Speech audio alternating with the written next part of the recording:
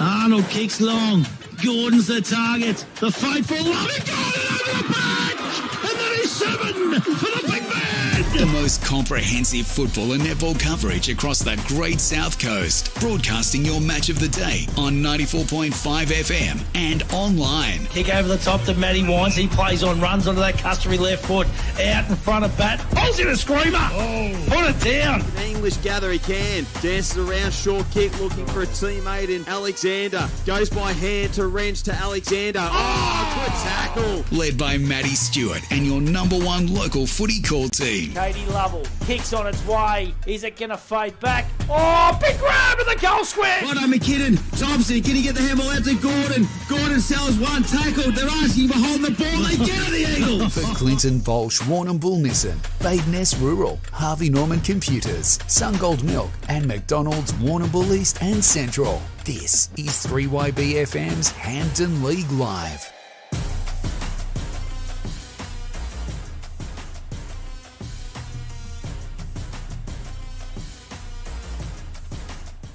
Hampden League Live for Clinton Bolsch, Warrnambool Nissan, Badeness Rural, Harvey Norman Computers, Sungold Milk and McDonald's Warrnambool East and Central. 3YBFM.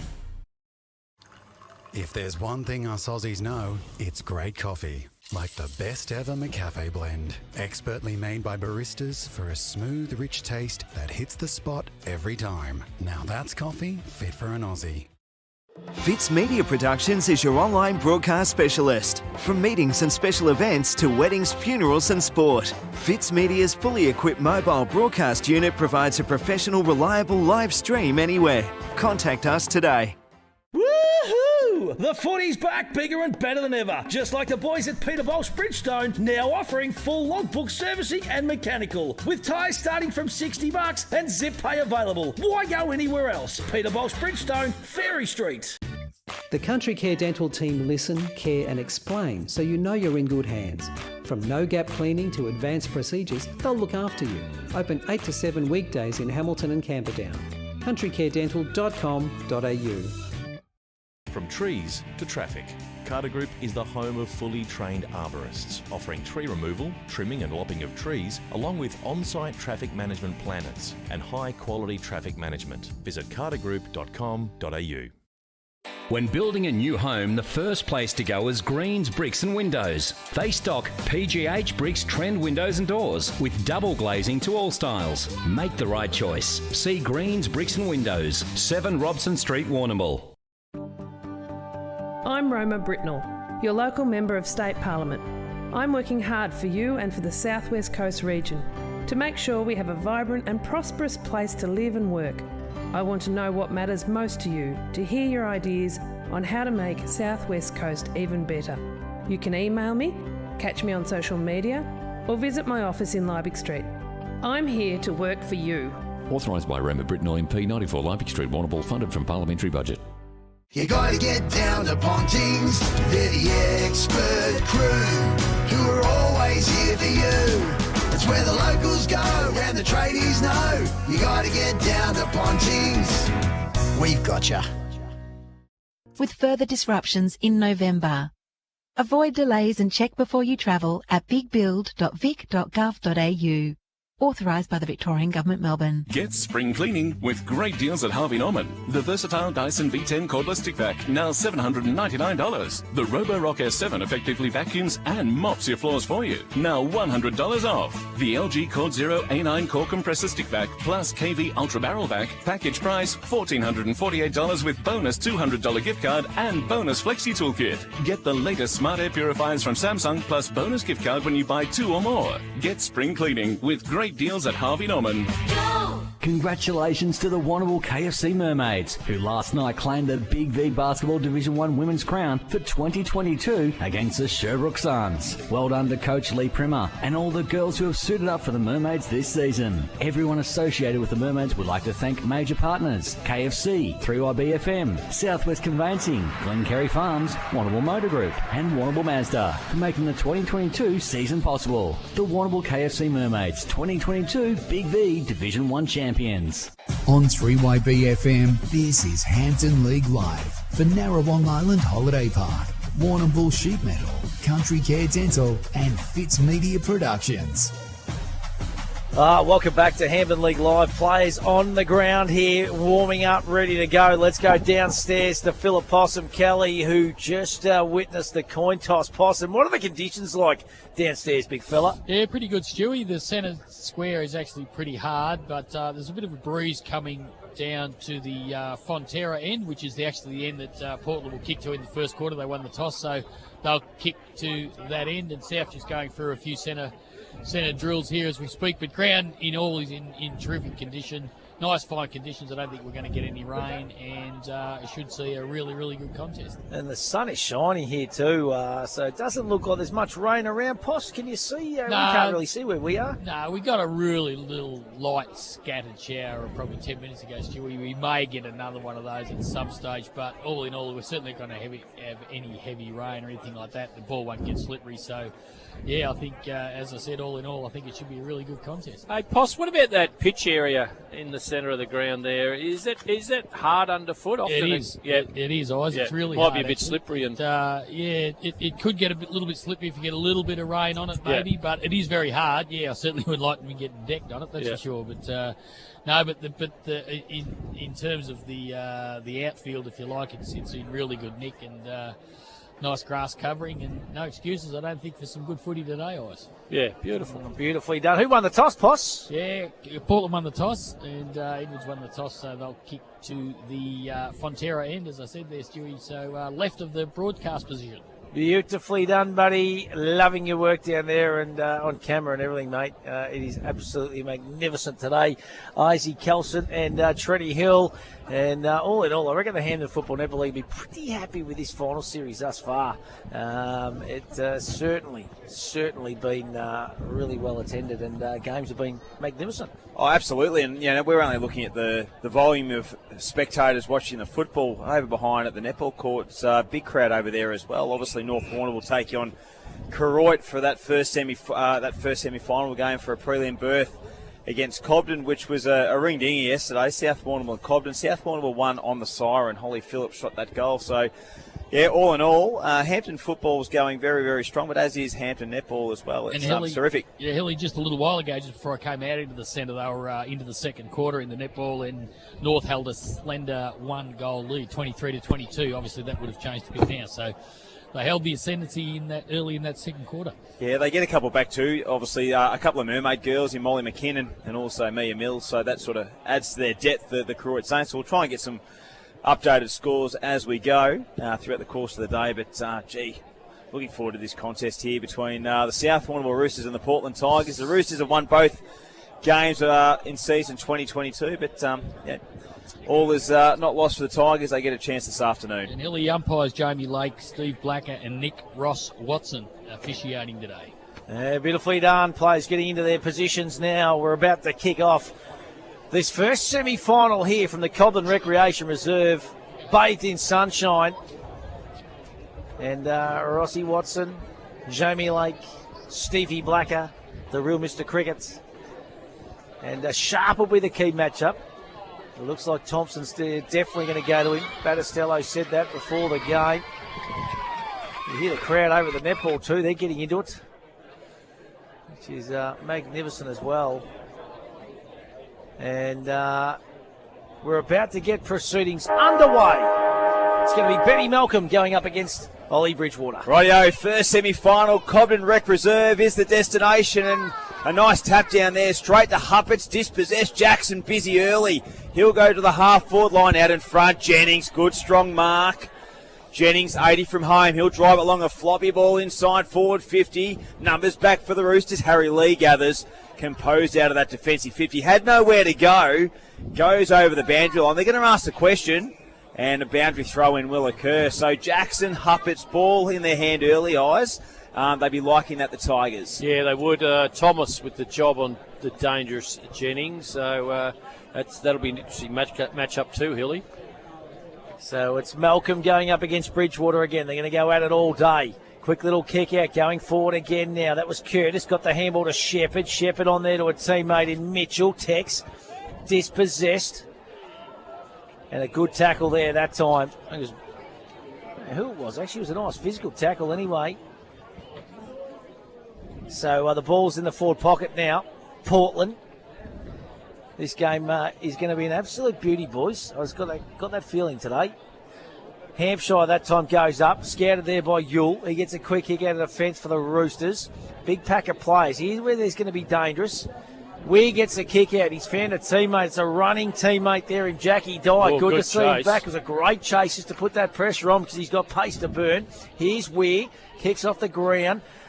Could have been in the back there to young Maxie Irvin. The umpire says free kick. It's going to go Portland's way. It's going to go to Daniel Falcone. Yeah, the game, 250 for Falcone. He'll go across the goal face to Josh Edwards.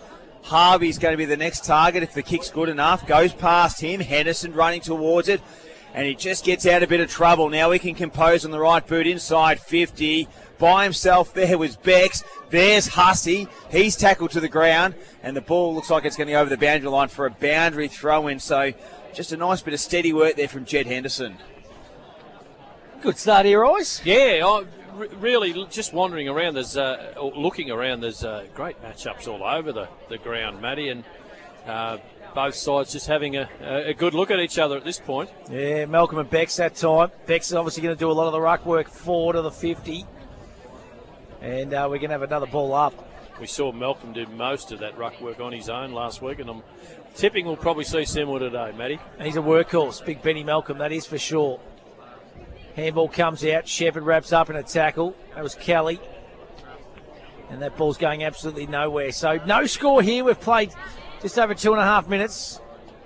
First quarter of our first semi-final. It's a long way back in the run-ups, Malcolm. There's Huppets. Over the top to Curtis. Could have been out of bounds on the full, was it? No. Ball was already over the line. And we're going to have another ball up. So a scrappy old start to this contest. Philip Kelly, all thanks to Rent for Keeps on the boundary, mate. Healthy crowd downstairs, Poss. Big crowd, Stewie, really good crowd. And just come back from the netball, so they're just into the third quarter. And at that stage, Croydon held a 4-goal lead. So a bit of a turnaround there. Croydon grabbing a lead after North were narrowly in front in that second quarter. So a good game over there in the first semi-final. North Warrnambool taking on Croydon. 3.5 minutes gone on the Battery Wheel time clock. And no scoring has occurred here in our big senior game. Umpire Caitlin Kavanagh. Big throw in. Bridgewater, Malcolm. Attack there by the Tigers. Shepherd spun out of trouble. Nice handball to Jackson. They're off and running through Harvey. Inside 50, floating back. The target is sharp.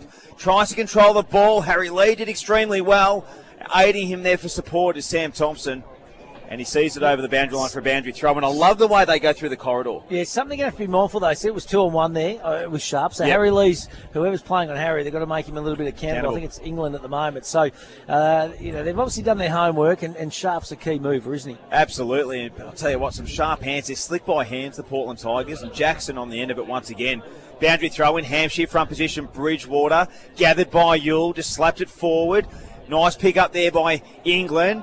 Gathered now there by Bex and gets it through to Nick Thompson. They go to the centre corridor. Watch for the fly from Will White. He bounces favourably. Dances around one on the left boot. Gets it moving forward. Nice kick. Finds the gap. Shannon Bex off the boots. Socketed forward another 20 metres. Edwards leading the chase. And he can gather, work around. He has to be clean with the handball to Malcolm. Pressure applied there by Dye. Gathered by Edwards again. Scrappy football, forward 50 for the Roosters. They get it out towards goal. And it goes off the side of the boot, and it will be a free kick to the Portland Tigers. Yeah, I like that Malcolm, at every opportunity, gets back to help his back line out too, doesn't he? He's like you said, Matty, just a real workhorse, isn't he? But not only does he do a lot of the ruck work, he does like to help his defenders down back too. Oh, yeah, he just gets over the ground. Not the best kick that time either. I think it's gone straight back out of bounds, has it? It might have bounced just inside, if it did. And we are going to have a ball up. So, I don't know, a little bit of sprinkle of showers just getting in around here now too. The sun was shining 5 minutes ago. Hopefully it's only just a sun shower. Possible, thanks to Rent for Keeps. Yeah, it is, Stewie. As I said, we're going to get these little drizzles, I think, throughout the afternoon. But this one's, just a fleeting one coming over. Nothing too serious, and it'll fine up shortly, I'd imagine. Yeah, has the wind picked up? It looks like it's picked up a little bit, Poss. Yeah, it has. It's definitely favouring the Fonterra end, Stewie. There's no doubt about that. Probably a 2 to 3 goal advantage, I'd say, to Cobden early. Portland early. Hey, nice marks has been taken too. A quick snap out of the packet. Jack Dye has taken the grab about 25 metres out on a slight angle. He's going to go back and try and slot the first goal of the afternoon in this big first semi-final. Live from the Cobden Recreation Reserve. Bit of a lull, to be honest. Not much happening. Not much atmosphere downstairs. Not. They're reaching for the brollies, mate. They are reaching for the brollies at the moment, Eyes. 5 minutes ago, we wouldn't have seen these showers coming. I don't think it'll be around for long. It looks like a fleeting shower. So in he comes, Jack Dye. Kicks on its way. It's a goal, is it? I reckon the umpire did not move too much. He likes it. He's pumped the fist. Oh, it's gone through from behind. I thought the way he signalled there. He put both arms like he was going to signal a goal, and up went one only. Up went one only. So that's the first score of the afternoon. The Roosters, one behind 1 point. The Portland Tigers yet to score. That's on the Shojan Rock Hard Concrete scoreboard. Good smother there by Malcolm on the centre wing attacking side for the Roosters. They're just playing that scoreboard side. Plenty of numbers around the contest. And no one's getting anything out, but there's a little ball out. Tigers get numbers through. That was Richardson. Got it on the left boot, looking for Hampshire. Out in front of Lee. Scouting the football there was Tex Mitchell. And still plenty of numbers around. A free kick to South Warrnambool. And it looks like it might be Isaac Thomas who will take the resultant free kick. So where will he go? He's just looking to go laterally, but he goes short by foot. Kick's good, finds Kelly.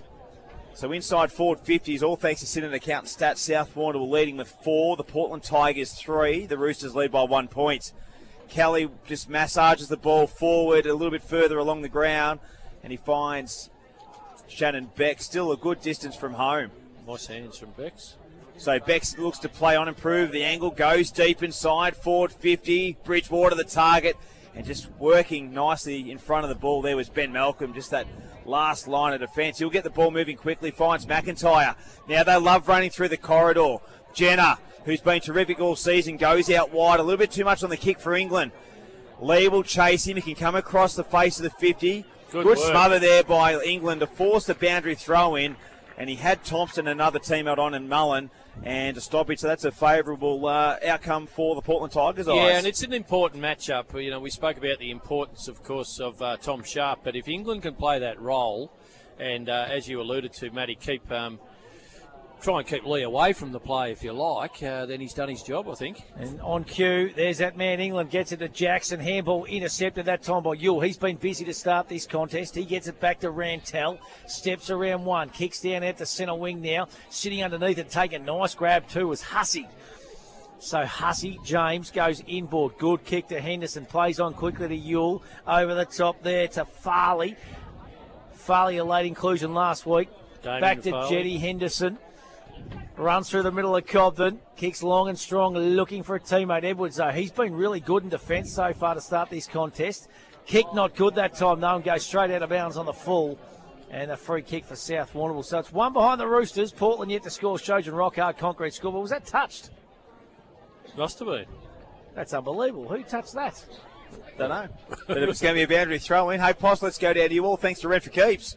Yeah, good on you, Hilly. Yeah, as you said, boys, a bit of a subdued start to this game. Not a lot of action happening. I did notice a little bit of a change in the style that South are playing too, though, boys. It's that they're getting it a bit longer off half-back rather than that chip and run game that they've been playing lately. So I think that's a bit of a change in the way they're playing. Here they go, the Tigers through the corridor. Jackson met there by Lawal. Gathered there by the Roosters once again in numbers. Yule goes towards centre half forward. Numbers working back from the side was Bex. Couldn't take the mark. And I reckon they're going to cause a stoppage. About 48 from the Roosters' goals. That's 7 inside forward 50s for the Roosters in the first 10 minutes, all thanks to Synod Accountant Stats. And dominating in the air, too, at this point. Yeah, they look dangerous, don't they? The handball work there. Tap on there was clever by Malcolm. Got it to Jennings. Goes out of side. Wing direction looking for England. Working back is Lee. You've just got to keep the ball away from Harry Lee. They get the handball out. Up the ground was Sharp. Sharp now tries to sell the candy. Good tackle from Thompson. They try to keep it in through Curtis. Thompson did well to keep his feet. Got the ball moving 20 metres down the ground. Trapped by Huppets. Now they can set up the Tigers. Huppets. Hampshire flies. Waiting at the back there was Mullen. Couldn't grab it. Good tackle there by Sharp. And a free kick to the Roosters. Hanging on too long without the football, Liam Mullen. Deep in the back pocket for the Portland Tigers. Oh, I tell you what, the free kick was certainly there, Mullen. He's been a rock-solid defender all year for the Roosters. Malcolm flies once again. Good fist away over the top. Here's Yule. He's been really impressive to start this contest. A lot of the ball. He's a thumping kick too, isn't he? Virtue just on that far outer side too, and the ball goes out of bounds. I think this is the side you want to be attacking from, the commentary box side here. That's where you're going to score goals. Let's go downstairs for an Arts and K medical update. Possum Kelly. Yeah, good on you, boys. I just noticed Jack Walsh from Cobden came off. Rat Cobden. Cobden on your Rat brain, Cobden. yeah. I keep thinking Rat Cobden, boys. For Portland, sorry. Came off and getting a bit of attention done to his left hamstring. So he's sitting down at the moment, or he might be actually getting back. He's having a bit of a run through now, boys. But you can see there he's got his left leg Looks like thigh heavily strapped. So we'll have to Here keep an eye goes on the Portland Tigers into attack now. Nice little bit of play. Sharp kicks into space. Looking for Huppets. Used his body well. Mobbing up though once again was Mullen. Handball to Thomas that time by Lawal. Connor Peters it is too, boys. Sorry. And Nicky Thompson happy to see the ball out. We haven't seen a lot of play right in front of the commentary box this afternoon, but this is the first piece of it. So we have played 12 minutes in the first quarter. It's the South Warrnambool Roosters 1 behind 1 point. Portland yet to score. Shojan Rockhard concrete scoreboard. Yep, 7 inside 50s to 6 for the Portland Tigers, so it's close, but no one's getting scoreboard pressure. Here comes Richardson. He'll go inside forward 50. Chip kick out in front of Mitchell. Just holding his ground nicely was Farley. Getting on the ground there, Mullen, just to let him get that clearing kick was Farley. Now it's on the outer side through Huss. He was terrific last week in the midfield. Gets it to a running Braden Becks, the pharmacist. Goes short by foot, longer down the ground. Bridgewater the target. Haylock looking control things at centre half back and just sees it over the boundary line for a boundary throw. It just seem to be running in a lot more in numbers, the Roosters, don't they, when they get that counter attack off half back eyes? They do, and they're probably keeping their feet a little bit better than Portland. A number of times the Portland boys have just slid and slipped over at crucial times too, Hilly. Absolutely. So boundary throw in half forward line for the Roosters. The Tigers get the quick handball over the top, and the kick from Curtis goes across the boundary line out on the full.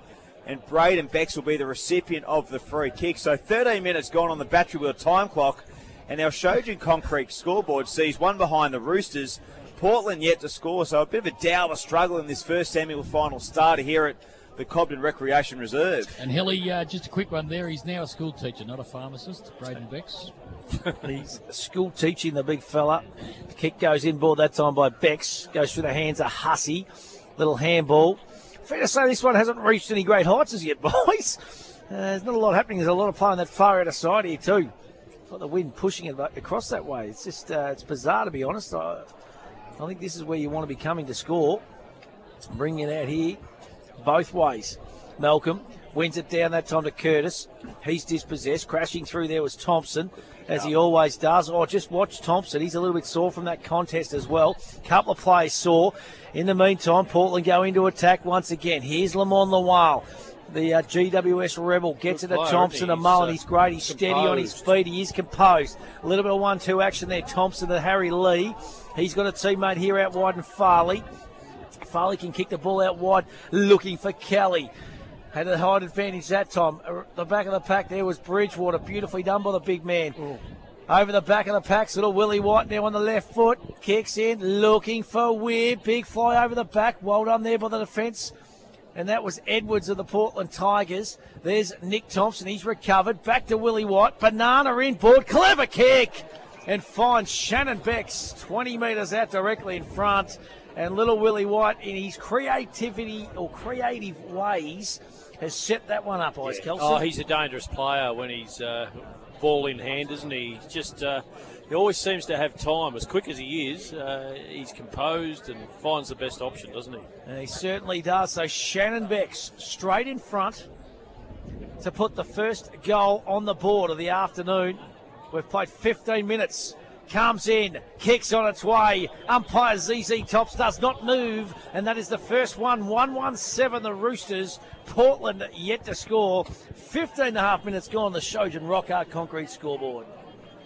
Yeah, look, it's all points to South at the moment because any breeze that's here at Cobden this afternoon is favouring the end that Portland are kicking to. So after playing 15 minutes, 1-1 lead. It's possibly a 2-goal bruise, so certainly all the favours with South at the moment, I think, Trent. Absolutely. Hey, let's go down to the boundary. All thanks to Rent for Keeps. Possum Kelly, let's get a netball updated score. Good on you, Hilly. 3-quarter time. The Saints have skipped away. They're holding a 6-goal advantage over North Warrnambool Eagles, so just about to start the fourth term. Oh, looking forward to seeing what happens in that last quarter over at the netball. Shepherd in the middle there. He was swung around, just couldn't get a clean possession. Falcone hard in game 250. And unfortunately gave a free kick away. Here's Yule running on the outside. Inside 50, a scrappy old kick. Meeting it nicely there was Malcolm. Handball put the pressure on his teammate. Beck's got it to Kelly. Kelly standing start. Kelly kicks the second for the Roosters. Beautiful goal there from Sam Kelly. In the matter of a minute and a half, they've kicked 2 goals, the Roosters, to extend their lead out to 13 points, Ice Kelson. Do you know what the difference is at the moment? It's the pressure from South Warrnambool. Their intensity around the football is absolutely on, isn't it? And they're winning the ball out of the middle too, Matty, and it makes it very, very hard. But I reckon you're spot on. Their pressure level, and it's funny they show that pressure gauge in the AFL through the finals. That would be well and truly right up for South Warrnambool at the moment. So Portland's firstly's got to match them in that area, don't they? Yeah, absolutely. So the ball back in the middle now. The Roosters going to get another centre clearance here. Yule's been instrumental, and so's this kid, Bex. That's Braden. He spots up Ollie Bridgewater. Just got the kick away in time. Coming through to meet it there is little Maxie Irving. Can he gather? Gets a handball over the top. They're looking dangerous here, the Roosters. There's Yule again. So the midfield of South well and truly on top. Kelly, he gets a little flick on. It's a pretty scrappy old affair there. They're under siege at the moment, the Portland defence, and that's gone straight out of bounds on the full ball, looks of it. He's had 8 touches, and most of them have been influential. Like metres gained would be enormous, I reckon. They've been absolutely sensational. They originally called this out of bounds on the full ball. I think the central umpire came over and said it was touched. So no free kick there for the South Warrnambool Roosters. So we're going to have a ball up deep in their forward 50. They're doing all the attacking at the Roosters. Becks wins that one down to himself, snaps around the body, going up and taking a nice mark. There was Hussey, contested mark with a bit of friendly fire. And James Hussey is going to go back and have a shot on a pretty tight angle, about 45 metres out. It's going to take a really good kick from this position.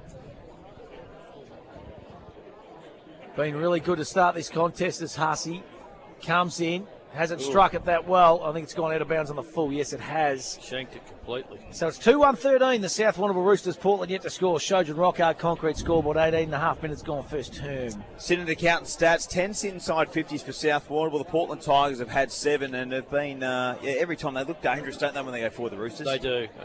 It's just time where Portland really have got to just shut South down to start with. Here they go. And then work on scoring, Hilly. Sorry, so just the pressure applied by the press there from the Roosters and enabled them to get a free kick, and it's going to be James Hussey who's going to have another chance at goal here. So a little bit of redemption here for Hussey.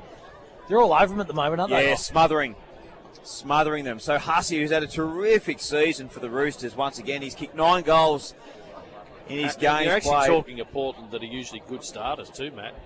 Absolutely. So Hussey comes in and he manicures it enough for a 3rd goal of the afternoon for the Roosters. So at the 19-minute mark on the battery wheel time clock, for 15 minutes we had nothing happening. Now the Roosters are out to a 19-point lead. 3-1-19 they lead.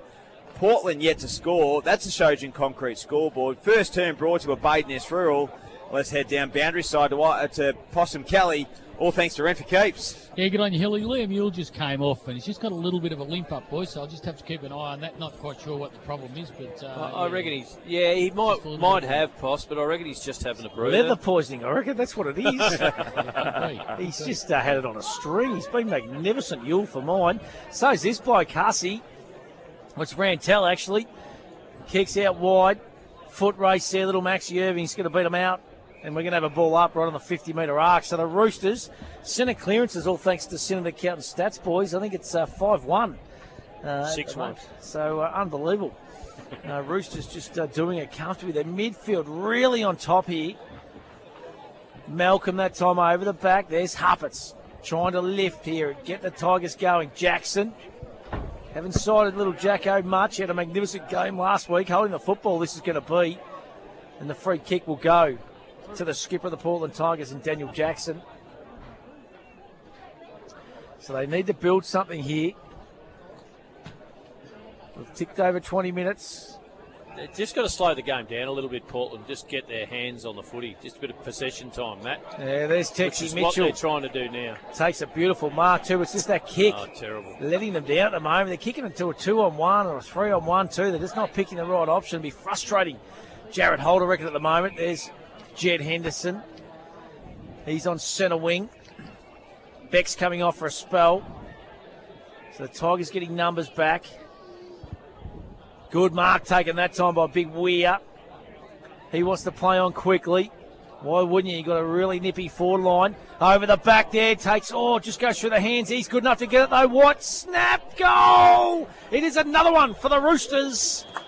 And it's raining goals here in this first semi-final. The Roosters go to 4-1-25. Portland yet to score. That's on the Shojan Rock concrete scoreboard. And little Willie White makes no mistake about his very dangerous Greg Kelso. No, he's dangerous, all right. He's had a great start. He's just a will-o'-the-wisp, isn't he? And the trouble is for Portland as well, if you let South's better players get hold of the ball early, you're sort of upping their confidence too, aren't you? And just making a lot of mistakes, Portland, to be honest, aren't they? Well, if you're going to chip the ball short, you have to be precise. Otherwise, you might as well just lay the slipper into it, Hilly. And I agree. But it's starting from the middle, though. The Tigers just can't get any clearance or any flow out of the centre. Again, Bridgewater, they get the tap down. This time, Galashin goes inside forward 50, dumps it inside forward 50. Irving there, as is the Tigers through Proctor. Now it's Peters trying to gather. Sockers it forward. Harvey coming through hard. There was Galashin. Nice bit of work there by Peters. Handball over the top to Proctor. Goes into the corridor, but there's the pressure personified there by the Roosters. And Rantel will get the play on. Goes to Yule back on the ground. Yule's got some space and time. Inside 50. There's two Roosters all by themselves. How's the depth of the kick from Yule? Depth from the kick, but the separation from the forwards. And they get another chance. And this is going to be James Hussey once again. But gee whiz, they're on top here, the Roosters, in all forms of the game, and the pressure just applied on the Tigers when they were trying to get it through with a wing. They just had no chance. So Hussey, for their fifth goal this afternoon, makes no mistake, straight over the umpire's head, and the Roosters have kicked 5 goals in 8 minutes to go out to a 31-point lead in this first semi-final. The Tigers need one desperately, Eyes. Oh, exactly, and they just need to get their hands on the ball with the middle too. I just noticed it's coming to the backside of the ruck contest each time, and there's not a Portland player in the mix on that side. Matty, you've got to just man up for a moment, don't you? But to be honest, they're just fumbling. They're making mistakes. They're they're just overrunning and their forte has been how good they've been out of the middle, though. Yeah, and it's the pressure. It's the perceived pressure that they're under at the moment. Let's go downstairs to Philip Kelly. All thanks to Arts and K for a medical update. Yeah, good on you, Stewie. And a netball score first off, boys, because Croyd's still holding ascendancy, 43-39, so can't be long left in that game to play. But no, it looks like Liam Mule is okay, so he's moving fine now. Must be just a bit of a knock. And yeah, you're right, boys. They just can't get their hands on the footy, Portland, can they? No, they certainly can't. They're just dominating at the moment, the Roosters. And this bloke's leading by example in Liam Mule. Little chip kick over the top. He's had some stats in the first quarter to Galachad. Not his best kick, goes out of bounds on the full. And the resultant free kick will go to the Portland Tigers. Smack bang on centre wing in front of a pretty healthy crowd here at Cobden. God, that was a dangerous kick too. Right on the HFL logo. Haylock was good enough. He was sensational last week. Inboard. Little chip kick there. Finds Richardson. Swings on the right boot. Just a floater, a wobbly little kick forward. There's Bridgewater. He gets a handball out. Here's Rantel now. Got McCluggage short. He's also got Kelly. Kelly takes a good mark. That one down's a Metco high highlight of the day contender. So Sammy Kelly, long kick now, looking for Becks. Just gets the fist in that time was Edwards. Coming through though again was Rantel over the top to Weir. Back to Henderson. Huppets wraps him up in a tackle.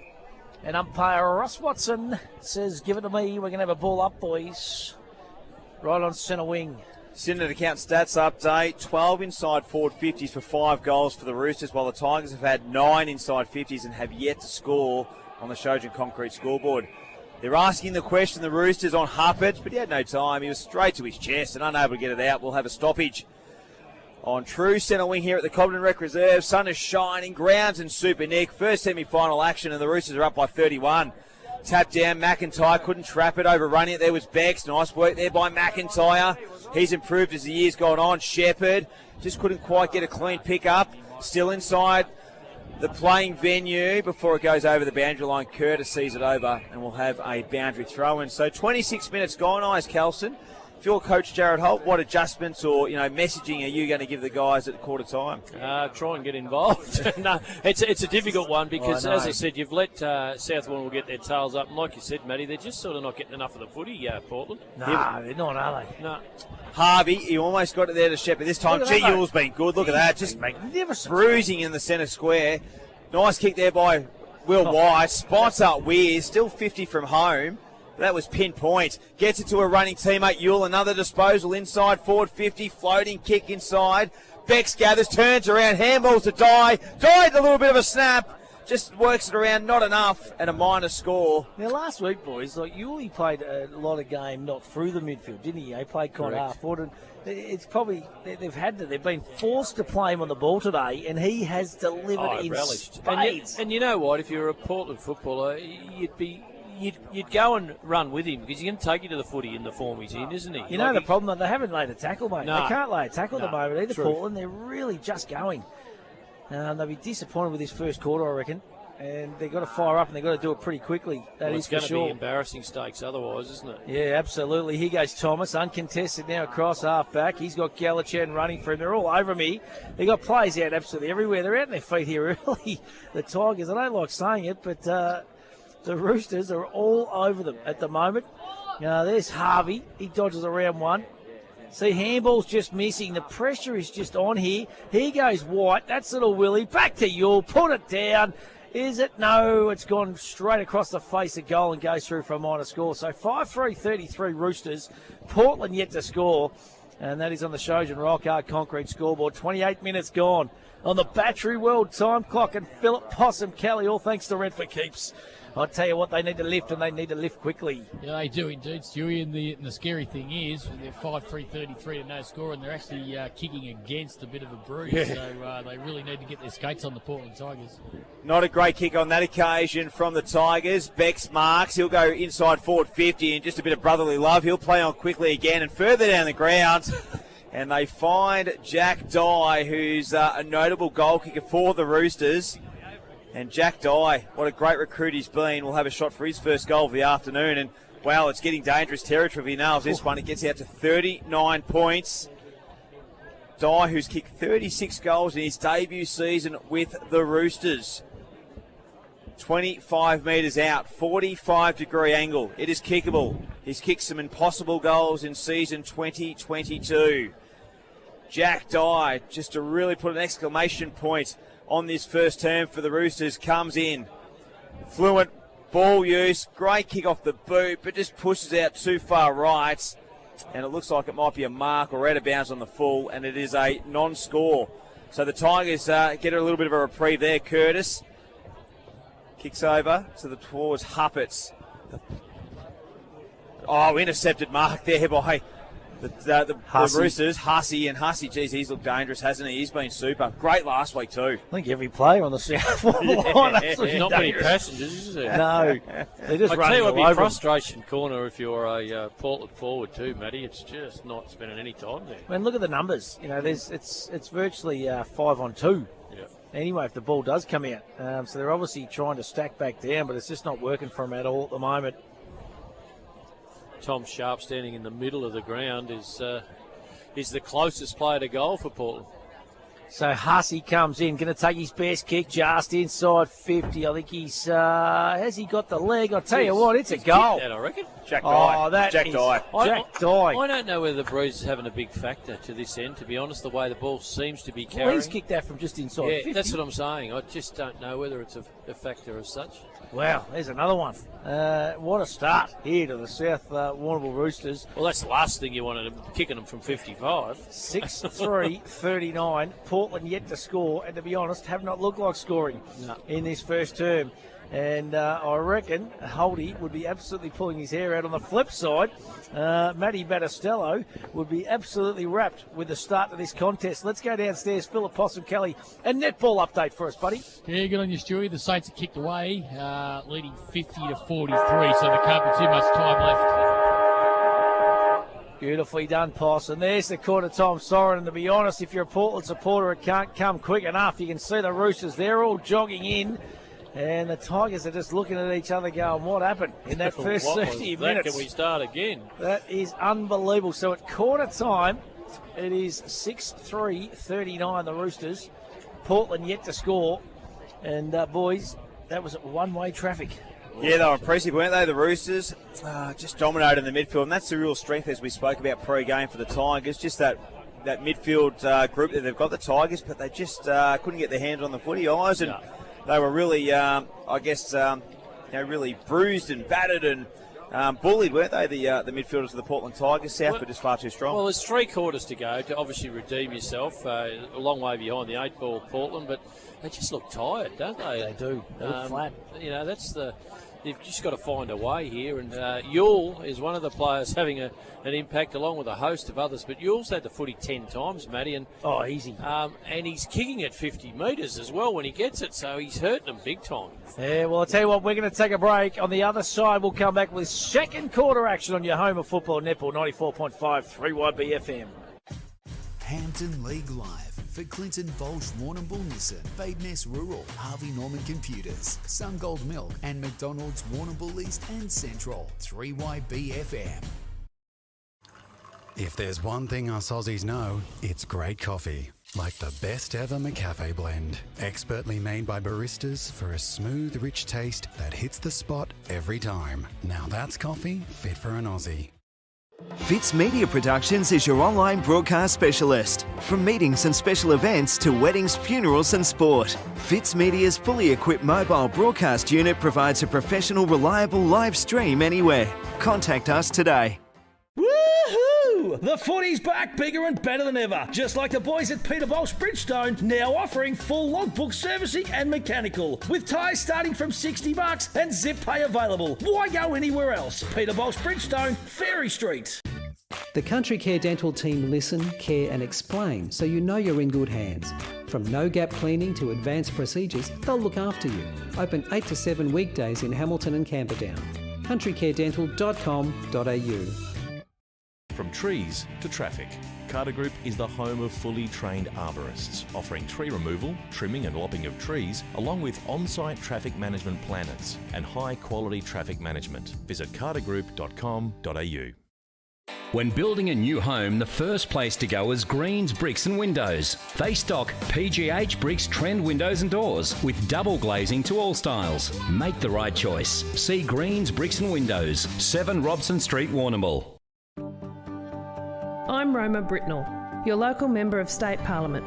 I'm working hard for you and for the South West Coast region to make sure we have a vibrant and prosperous place to live and work.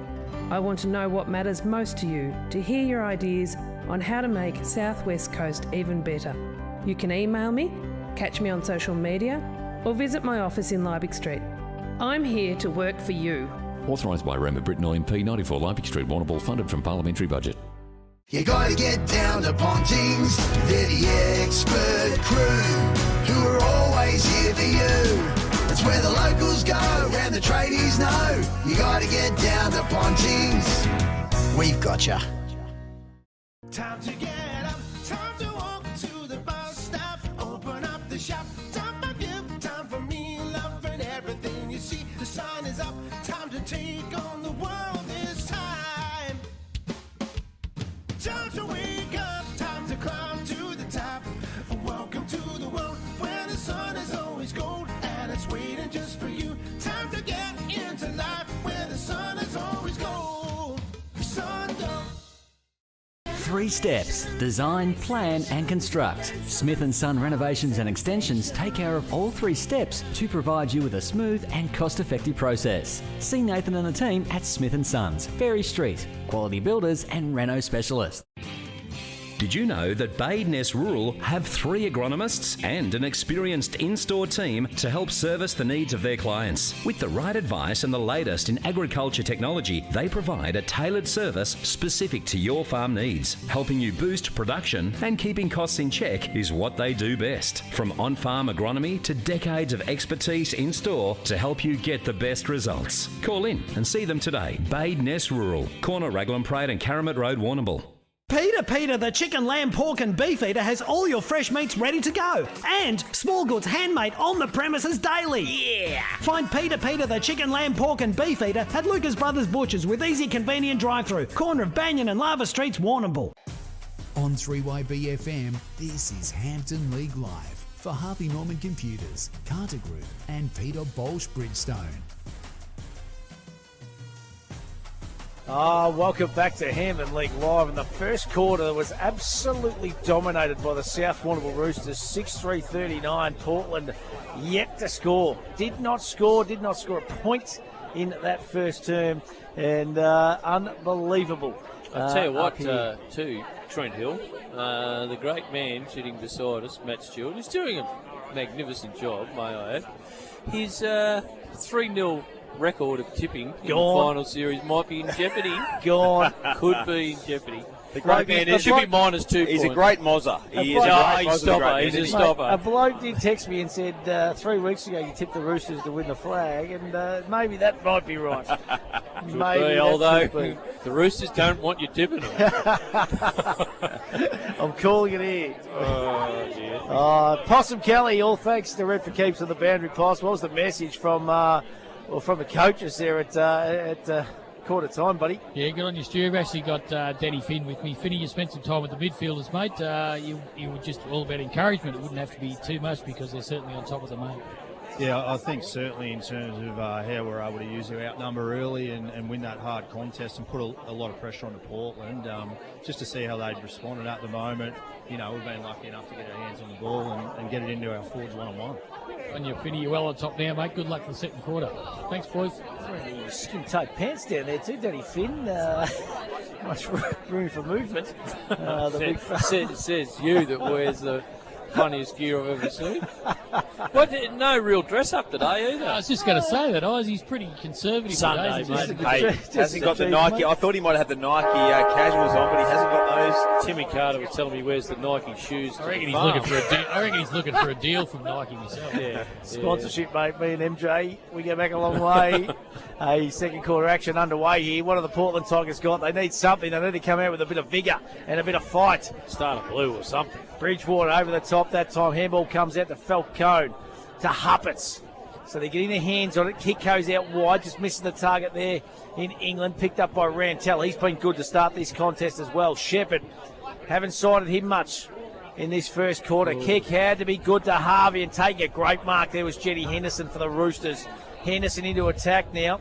Over the back, here's that little man, little Willie White. He's got Bex on. Bex unattended. Could have ran on and played on if he wanted to. And this will be the first goal of the second quarter. And wow, not the start. The Portland Tigers faithful wanted to have made the 2-hour trek over here this afternoon, boys. No, not at all, Matty. And it looks like the show continues, doesn't it? Good nick too, Shannon Bex. Just started mid a couple. Just out the back. I don't know how he was by himself, but he was 20 metres in the clear. Comes in the big man and slots a goal. It's the first of the second term, so 7-3, 45 South. Portland yet to score. And they're just looking at each other, shaking their heads, Ice Kelson. They need to lift and they need to do it really quickly. Yeah, and it's got to start with you, doesn't it? They're looking at each other, Portland, but I guess you just got to, take it upon yourself, don't you, if you're a player now, and put some body in, Trent. I think that's what they've been lacking, to be honest with you. Even, probably just skill execution a little bit there too. Huppets, normally would hit that target. On the flip side, the Roosters are getting those lucky ones and, hitting more targets than not. So as the rain starts to come down here at the Cobden Rec Reserve. We tipped no rain, so we're going all right in that area. We lost it again. So it's a 45-point lead to the Roosters' first semi-final action. We've played almost 2 minutes on the Battery World time clock, and the clearance will go through to Yule. He's been best man on the ground. Kelly almost took the mark. They couldn't quite get it out inside 50 for the Roosters. Dyes up there to support Falcone up against McCluggage. And the Roosters just really scrapping to try and get it forward, and the Tigers are happy to hold it up and just get that stoppage right on the half-forward line. So 2 inside 50s in the first 2 minutes, and they're going all right. Possum Kelly, let's go down to you all. Thanks to Rent for Keeps. An updated netball score, Open Division. Good on you, Hilly. Yeah, all over. Full time in the netball, and a win to the Koroit Saints 52 to North Warrnambool 45. So the Saints with their senior football, and also, of course, now their open netball progressed through to a prelim as well, boys. Absolutely. So that's going to be a good clash next week. Cobden taking on the Koroit Saints. And the Saints will certainly have their Mermaid players available. One-on-one contest. Malcolm and Bridgewater. It's been a good battle. Here's Huppets. Tries to work it to Shepherd. He'll go further by hand. Good hand and finds Peters. Just found the gap there. Now it's the next kick. Goes towards Hampshire and over the head. And that's just the story of the day for the Tigers. Their execution, Ice Carlson, just hasn't been sound. No, they'd be disappointed. They'd like to be able to start again, wouldn't they? But just let's get a goal on the board, Matt. That's where you start. What do they call it, a mulligan in golf when you just start again? Yeah. Have another go. They'd love a mulligan. Oh, would they what? I think we would too, Eyes. I'd love a sleep, actually. Yeah, it's going to make for a long day. I was hoping at least a close contest. Here we go, the Tigers. What do they got? Jennings kicks it inboard. Oh, Mitchell could have been paid the free kick for mine. Umpire says play on. So the defensive South has been enormous to start this contest. Out the back, little Willie White. He's running and putting on a clinic at the moment.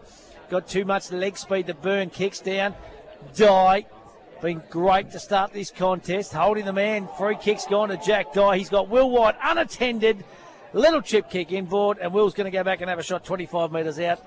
And just no follow-up there whatsoever. And this kid, he's just dangerous. Whenever he's in that South unit, they're a better side. His grandfather, Neville Couch, would have played a lot of footy here and was a great player for Cobden. So he'd be pretty proud of this young lad too, I reckon, at the minute, and the impact he's having on the game. They would have loved him last week, I reckon. Oh, yeah, absolutely. And they got some players to come back. That's the upside for the Roosters too. Will White comes in, kicks on its way. I think he's pulled it to the right. Yes, he has. Goes through for a minor score. So 7-4-46. That's the Roosters. He looks a little sore after kicking that ball. Maybe just a bit tired, Matt. He's covering the case. Yeah, he's up and down, and he's a hard matchup. He's a beauty, isn't he? He is a beauty. And how old is he? Not very old, is he? 18. 18. Yeah. Just turned. So little Willie White's been magnificent. I love him turning 18. They've got to get cars. It's a good thing, Trent. Getting his number and offering you services out at Warrnambool Mazda. Yeah, free P-plates from us. Big fist over the top that time by Harry Lee. He's Hampshire.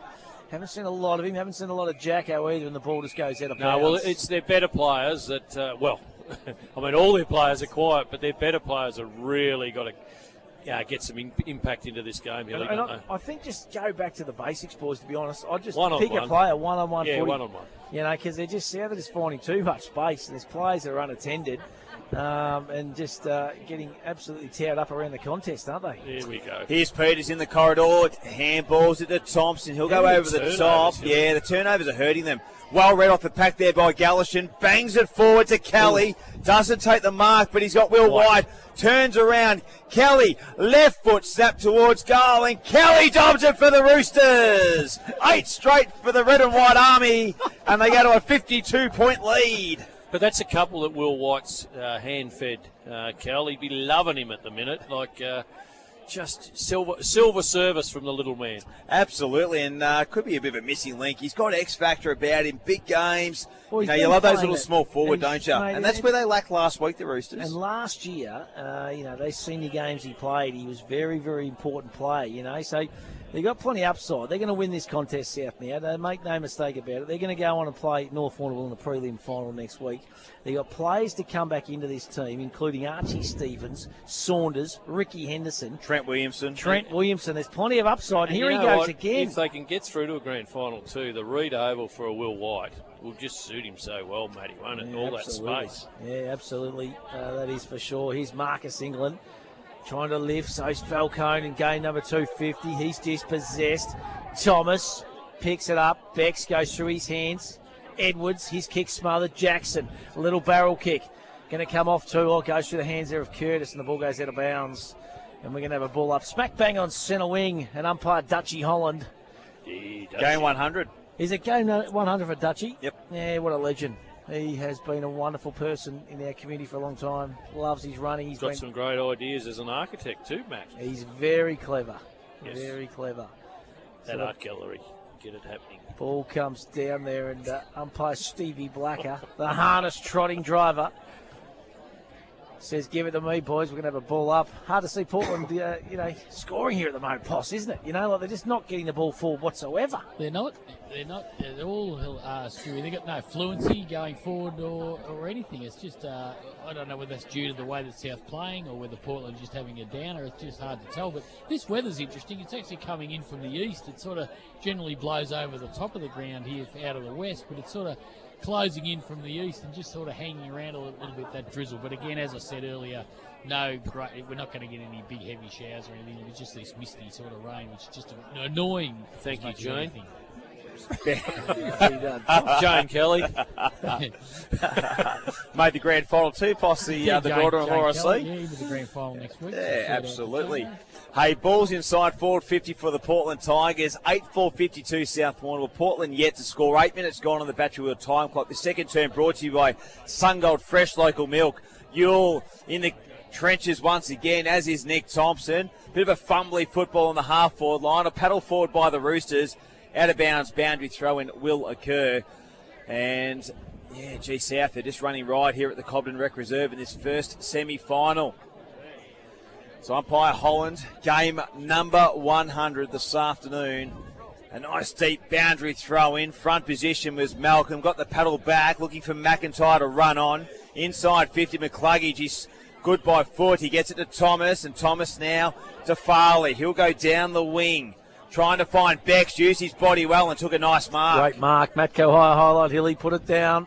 So Shannon Bex on true centre wing. He'll go short by foot. This fella's been running right with the ball. He's had leather poison in Liam Ewell. Watch him roosted. And he's a long kick. He just gets it long and deep.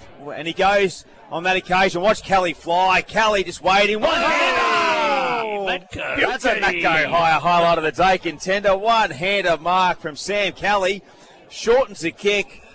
Probably doesn't improve the angle all that much to Bex, and Bex takes a nice mark. Around, that's all. So Big Shan, that was a good he's grab, kicked two. He's going to go short, and he goes to another notable goal kicker, and Jack Dye. This bloke's a beautiful kicker of the football, isn't he? Yep, and I reckon, Stu, you're a real architect of the kicking caper.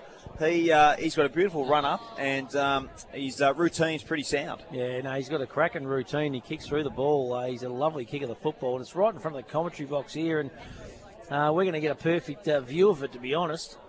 He strikes it well. He's a long kick. Let's see what Jackie Dye's got. And the Roosters looking for their 9th of the afternoon, and Portland yet to score. Who would have thought? We didn't predict this at the start of the game, boys. Getting a bit of advice from the Portland faithful down here too. Jack Dye comes in, kicks on its way, strikes it well, but it's going to go right across the face of goal and go out of bounds on the full. You give it like a wrap. Well, I was worried from the minute you were wrapping him up, Matthew. But you know what, Matt? Not that we want to see it, but you could almost shut the game down from here if you were South Warrnambool. You could, absolutely. And just an intercept kick again, that time by Henderson. He's been great in this contest, and he spots up Shannon Bex again. And Bex now is going to go back and have a kick just inside 50, nearly directly in front. He's kicked 2 already in this contest. Shannon Bex. What do you do if you're Portland now? What you think about? You'd have to make a couple of no, but you've got to make a couple of moves, don't you, to at least attempt to get back into this game. Where do you start? I think just go back to the 1-on-1. Bex hasn't struck that well. Oh, big fly. That's Tom Kelly again.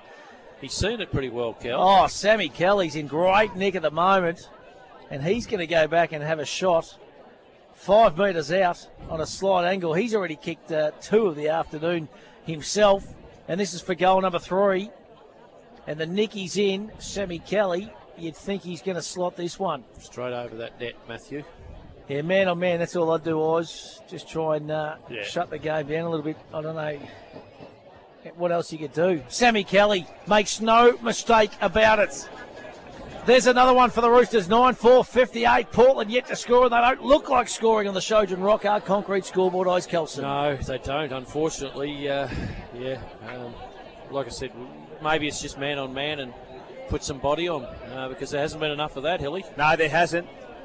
Kudos to Roosters. Absolutely. They've been terrific, but I'll tell you what, hard forward line to man up on when you've got three bigs, a couple of really good mid-sized players, and someone like Hussey running around. Geez, they're a hard lineup to sort of shut down, aren't they? And you don't have to be far off the mark, do you, for this to happen? Like, Portland just didn't quite bring the intensity, and look what's happening to them. Centre clearance on the Tigers. That was Huppets. Becks traps almost. Pressure applied. Farley tries to take him on. That might be if he got it. Just got the handball out in the nick of time.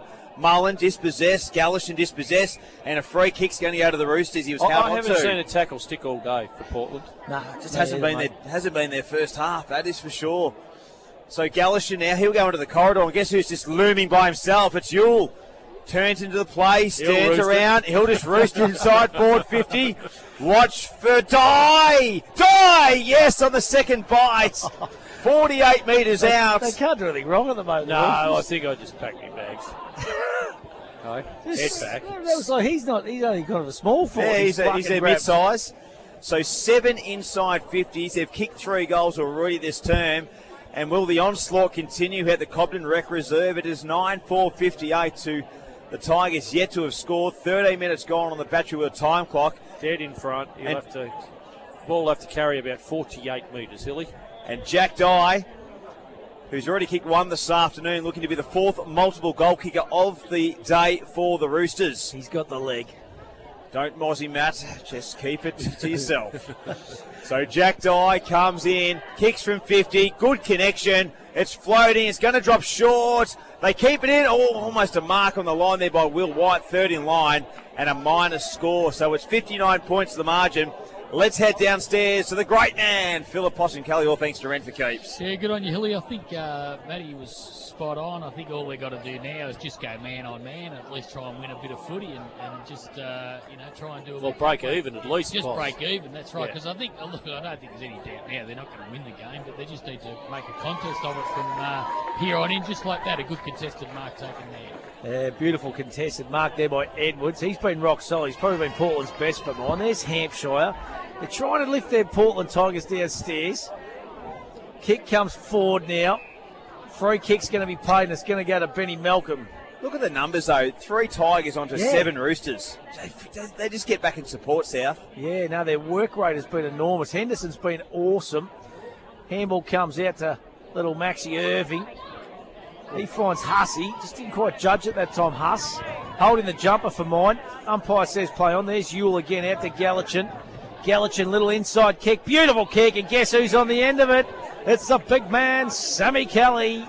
And they're sharing it around, South, aren't they? Sharing it around beautifully well. And Kelly is going to go back and try and slot his 4th in the first half. The smell man. The smell man. The smell man.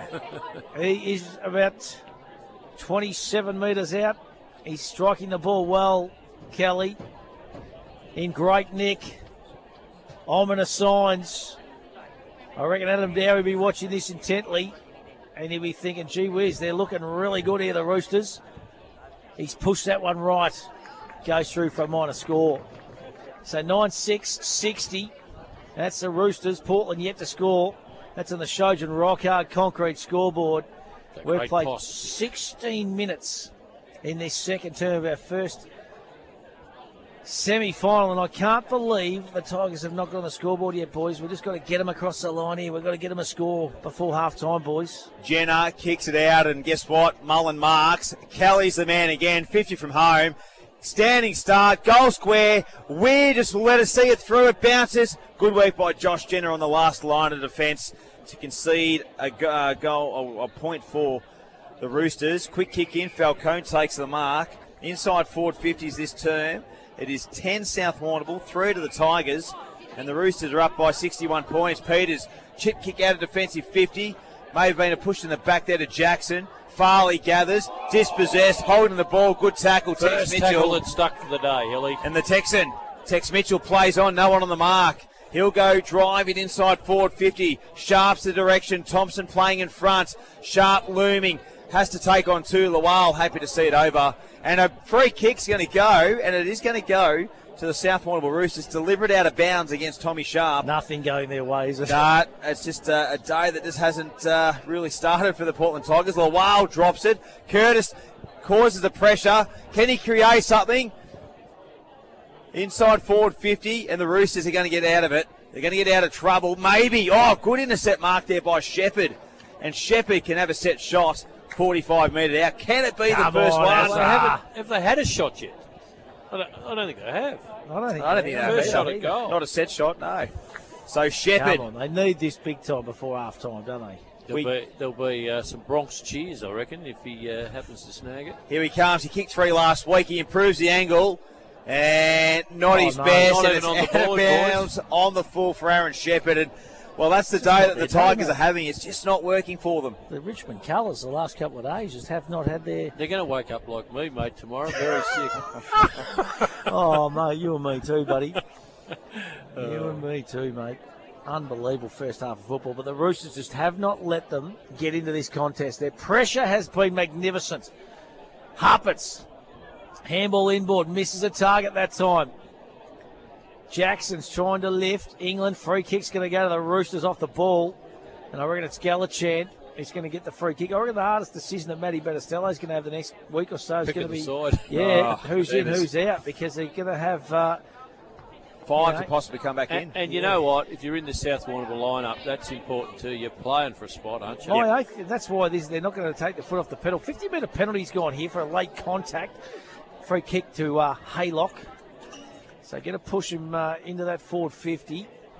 It's a decent 50 too. I reckon Jamie Lake said, let's try and even this square up here a little bit. That's a 60-metre penalty. That was huge.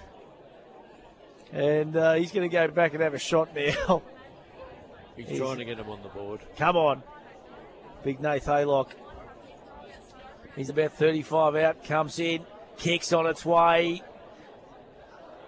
We're on the board. At least they are on the board. They are on the board, the Portland Tigers. So 1 behind 1 point.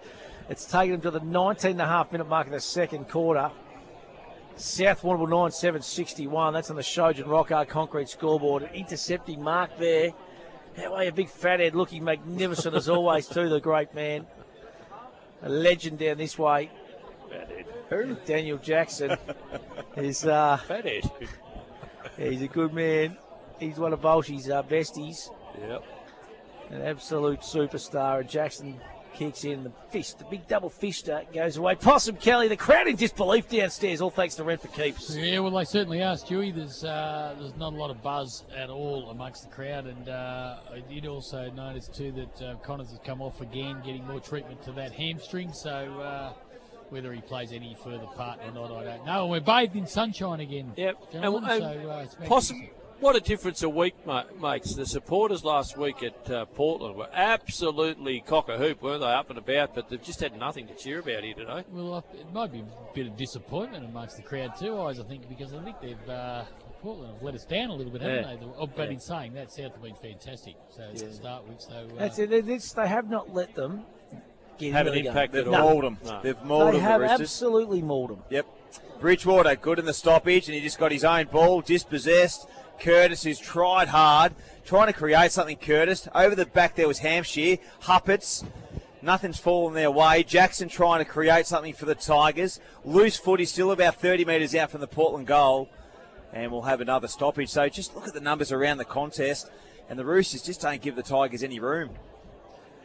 So 30 metres out, 61-1. It's 9-7-1 behind. The Roosters have kicked 3 goals in this second term. The Sungold Milk second term. Hampshire got the tap down.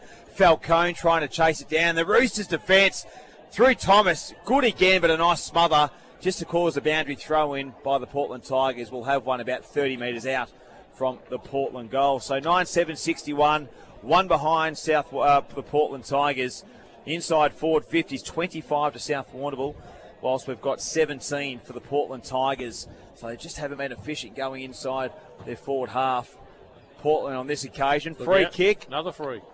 And it's gone against Huppets. So maybe a little bit of hanging on to in the contest. Thompson, the free kick. 52, boys. And 50 metres. So it's just, it's just been a bit of a day that they've not really enjoying that at the moment, the Portland Tigers. Just nothing going their way. And the 50-metre penalty will go to Thompson. He'll go short by foot. Look at him, Hussey in the corridor, or Rantel in the corridor. He'll go short again to Galashan. It's not looking good for the Tigers. Inside 50, that target, Harvey up against Dye, or was it White? Picks it up nicely and just sees it over the boundary line for a boundary throw-in. So just no fluency for Portland, unfortunately, in this first semi-final. They trail by 10 goals. Yeah, 10 goals. Unbelievable. 1 behind 1 point Portland. Roosters 9-7-61. So Malcolm, fist down the front of the pack that time. In there was Irving. Quick kick. Look at that. It's just Roosters everywhere. One of them's Harry Lee. Storms through the middle. Wears the target. Good fist away by Haylock. White just tries to go over the top that time. It's going to go out of bounds. Yes, it will. And we're going to have a ball up. Hey, a little shout out to one of the viewers, Big Russell Green, Big Rusty. He's enjoying the coverage. He goes, great tipping by Matt Stewart. Great tipping. He's been texting me, Rusty. The great man, too, just letting me know. He said, you've only tipped the Tigers because you're still filthy on Thursday night. Here's Hussey over the back of the pack. Snap around the body. Pushing it through for a minor score was Haylock for the Portland Tigers. So it's just raining Roosters at the moment. 9-8-62. Portland 1 behind 1 point. Here's Huppets. He's tried hard all day, as he always does. Star of the competition, Huppets. Switch of the play now. Goes out wide to Proctor. Proctor's got England on. Hits him beautifully well. England can go inboard. Chooses to go down the line this time. It's a long kick. It's going to come straight back as Harry Lee takes a nice mark. Setting the wall up so perfectly, South Warrnambool. Yeah, they are. And this bloke leads the charge, doesn't he, yeah, Lee? Yeah, he's the prime mover down back. Certainly is. He goes inboard to Isaac Thomas, who's got Yule on. Can't believe they haven't gone to Yule a little bit tighter, to be honest, boys. Got Sammy Thompson. He goes to his brother Nick. They're just doing what they want. Here's Yule again. As you say, he'll roost it. And he roosts it forward. Kelly's going to sit underneath it again. Oh, big Weir Rose. Left foot snap by DK. Bouncing ball. Oh, it's hit the post. Almost. And it's hit the post. 9-9-63 South. Portland 1 behind 1 point. 24 and a half minutes into the second term here on Hampden League Live. Fair to say the Sting's well and truly gone out of this contest, boys. Absolutely. 9-9-63 to 1 behind the Portland Tigers. 62 points. Here's Harvey outside defensive 50, and there's the outnumber again. They've just bullied him on that occasion. Inside 50 they go to Becks. Now he's got a plethora of players to choose from. Kelly, White. He goes over the top to Mullen. He's out of decent range. Puts it to the top of the square. Watch for the fly for Kelly. And a nice, red mark there by Haylock on the last line of defence. 14 inside 50s in this second term for 29 for the game for the Roosters. While the Tigers, for 1 behind, have had 17 inside 50s. Short kick to Huppets. He's been a trier. Just trying to manufacture something for the Tigers to give him a little bit of life. He kicks it out, looking for Hampshire. Good defensive punch there by Lee. Lurking is Braden Becks. Evades, works the footy back to Mullen. He went backwards. Mullen now, he'll go over the top to Harry Lee. I've loved his game. He goes with the handball to Becks. Becks short by Fords, and he tried to manicure it to his brother They're in still Shannon. what they want, though, aren't they, now? Yep. And Huppets takes the intercept mark. So, yeah, they're just doing it at will, aren't they, the Roosters at the moment? So Huppets, he's probably been their best, trying to just create something for the Tigers. Goes to Jennings. He'll go outside defensive 50, 2-on-1. Henderson, Dye from 50. Dye launches to the goal square and punched over the line by Toby Jennings for another minor score. 9-10-64, 19 shots of goal, the Roosters. The Tigers 1 behind. 26 minutes gone on the Shojin Concrete scoreboard. And we'll head downstairs to Possum Kelly, all thanks to Rent for Keeps. It looks like Marcus England just down over there. I think it is Hilly, so he's just getting to his feet, down on his horse, which it is England. So I think he's trying to put the boot he back might on. be trying to put his boot back on, yeah. So, well, you almost feel as if we should run out there with witches hats, boys, because it's a training drill at the moment for South, isn't it? Yule in particular, I mean, how many times you've mentioned him, but he'd have to be in the 20s now in terms of possessions, just dominating. And But even here, like, he's sitting off this contest. He's 5 metres and no one's no one's near him. Yeah, a little quandary, Matty. You alluded to the fact that Here he is again. He probably hasn't been spending a heap of time in the middle of the ground, and you leave him there for next week, don't you, in this red-hot form? Oh, mate, absolutely. He has been seen. I know he's had sore ribs, I think, the last couple of weeks, but has not shown one little bit of that. He's played an absolute game and Archie half. both on the ball. And Saunders. Yeah. And Saunders. And Hussey. Oh, yeah, I tell you, honestly, if I was North Warrnambool, I'd be worried what I'm seeing here today because Will White gives them another little bit X factor. We haven't even seen Lawal really have a good go at it yet, too, and he can play the game. Half back. The ball hasn't been down there, has it? I mean, the other one, the wild card is Henderson too. Absolutely. Gives Who another could well option come back forward. So plenty of upside for this Roosters outfit, that is for sure. And they're leading by 63 points on the cusp of half-time here in our Hampden League Live match of the day. Ricky Henderson doing the running for the Roosters this afternoon. Big fist away that time over the top by Thomas. Here's Jetty Henderson. I like what he's done today too. Wide kick finds Gallichan. Ball bounces nicely for him. Good bit of shepherding work there by Lamont Lawal. Beautiful kick to Max Irving. Oh, he tripped over himself, Max. Boss. Little Mad Max. Look at him. There's 6 of them in the middle there, unattended. And there's the half-time siren. And wow, could not have come quick enough, to be honest, for the Portland Tigers. So at half-time, it's South Warrnambool 9-10-64. Portland Tigers 1 behind 1 point. It's on the Shojan Rockhard concrete scoreboard. Unbelievable first half of footy, boys. Advisor, he coming across to protect them, coming off the ground. I don't think they've got too much to worry about either. They've done a great job, mate. Absolute great job. But boys, it's beat all the Roosters. It has. I'm just looking. Jared Holt coming off. He looks disgusted, doesn't he? Looks very dejected. Not impressed with the game style that they're playing. What do you say now at half time? Oh, mate, he'd be filthy, Holdy. Absolutely filthy. But they'd be disappointed in themselves, I reckon. I think so. You know, but I mean, it's borderline embarrassing now, isn't it? Like at half time, you've just got to show something, don't you? Well, they've got to show a bit of fight, you know, in this second half, don't they? They've just got to put on a contest and start manning up and stuff like that. So, look, it's not the end of the world. It's still got a half to go, but really hard to see them get back into this contest. So at half-time, 63-point leaders, the South Warrnambool Roosters over the Portland Tigers. And boys, break at the break. I'm going to go down memory lane today. Tucker O'Keefe, of course. We loved him on Hampden League Live. Superstar, great fella.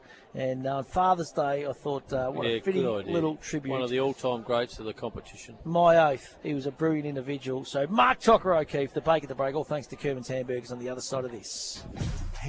Hampden League Live for Clinton Bolsh, Warrnambool Nissan, Badeness Rural, Harvey Norman Computers, Sungold Milk, and McDonald's Warrnambool East and Central. 3YB FM.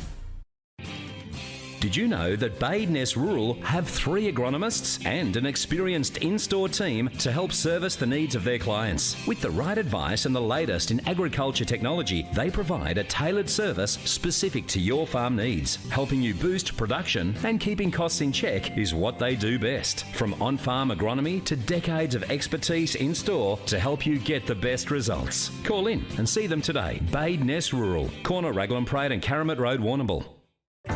Southwest Local News is fast becoming known for its free, trusted, reliable and compassionate local news service. Southwest Local News. Local, free, always will be. 3 nights a week on Fitz Media's Facebook page. Need insurance? See MGA Insurance Group. Great service, expert advice and competitive premiums for farmers, business owners and transport operators. Call Dennis and Gareth Morgan and Glenn Skilbeck, 55596 200. Harvey Norman, your premium Optus dealer. Receive a $400 Harvey Norman gift card when you connect to a new $69 a month, 24-month SIM-only plan with 80 gigabytes of data for use in Oz. Available now at Harvey Norman.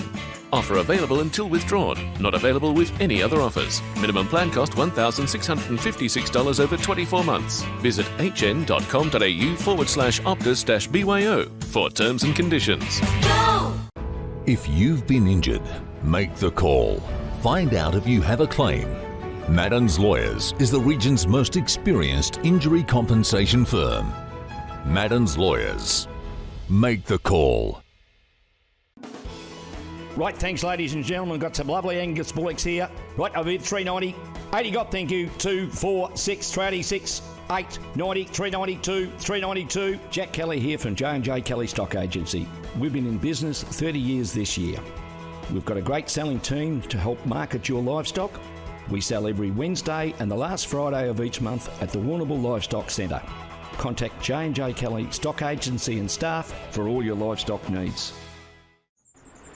Stay warm in one of Narrawong Island Holiday Park's fully self-contained cabins where you can enjoy the sound and serenity of the ocean. Narrawong Island Holiday Park, your water escape on the mainland. Time to get up, time to walk to the bus stop, open up the shop, time for you, time for me, love and everything you see. The sun is up, time to take on the world this time. Time to wake up, time to climb to the top. Welcome to the world where the sun is always gold and it's waiting just for you. Time to get into life where the sun is always gold. Sun don't. From trees to traffic, Carter Group is the home of fully trained arborists, offering tree removal, trimming and lopping of trees, along with on-site traffic management planners and high-quality traffic management. Visit cartergroup.com.au. Fitz Media Productions is your online broadcast specialist. From meetings and special events to weddings, funerals and sport, Fitz Media's fully equipped mobile broadcast unit provides a professional, reliable live stream anywhere. Contact us today. If there's one thing us Aussies know, it's great coffee. Like the best ever McCafe blend. Expertly made by baristas for a smooth, rich taste that hits the spot every time. Now that's coffee fit for an Aussie. On 3YBFM, this is Hampden League Live for Sungold Milk, J&J Kelly Stock Agency and Rafferty's Tavern.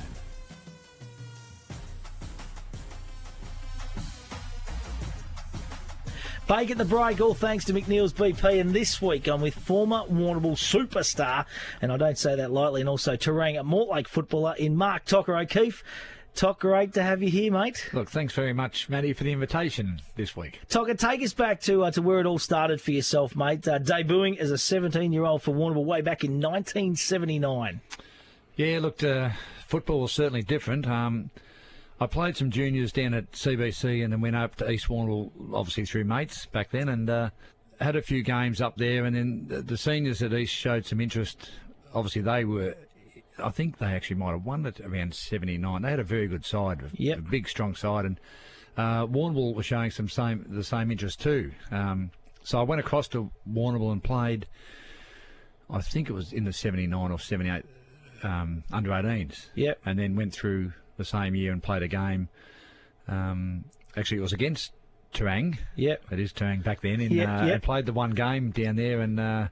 oh, look, there were some big, big, strong blokes. I was a skinny little runt.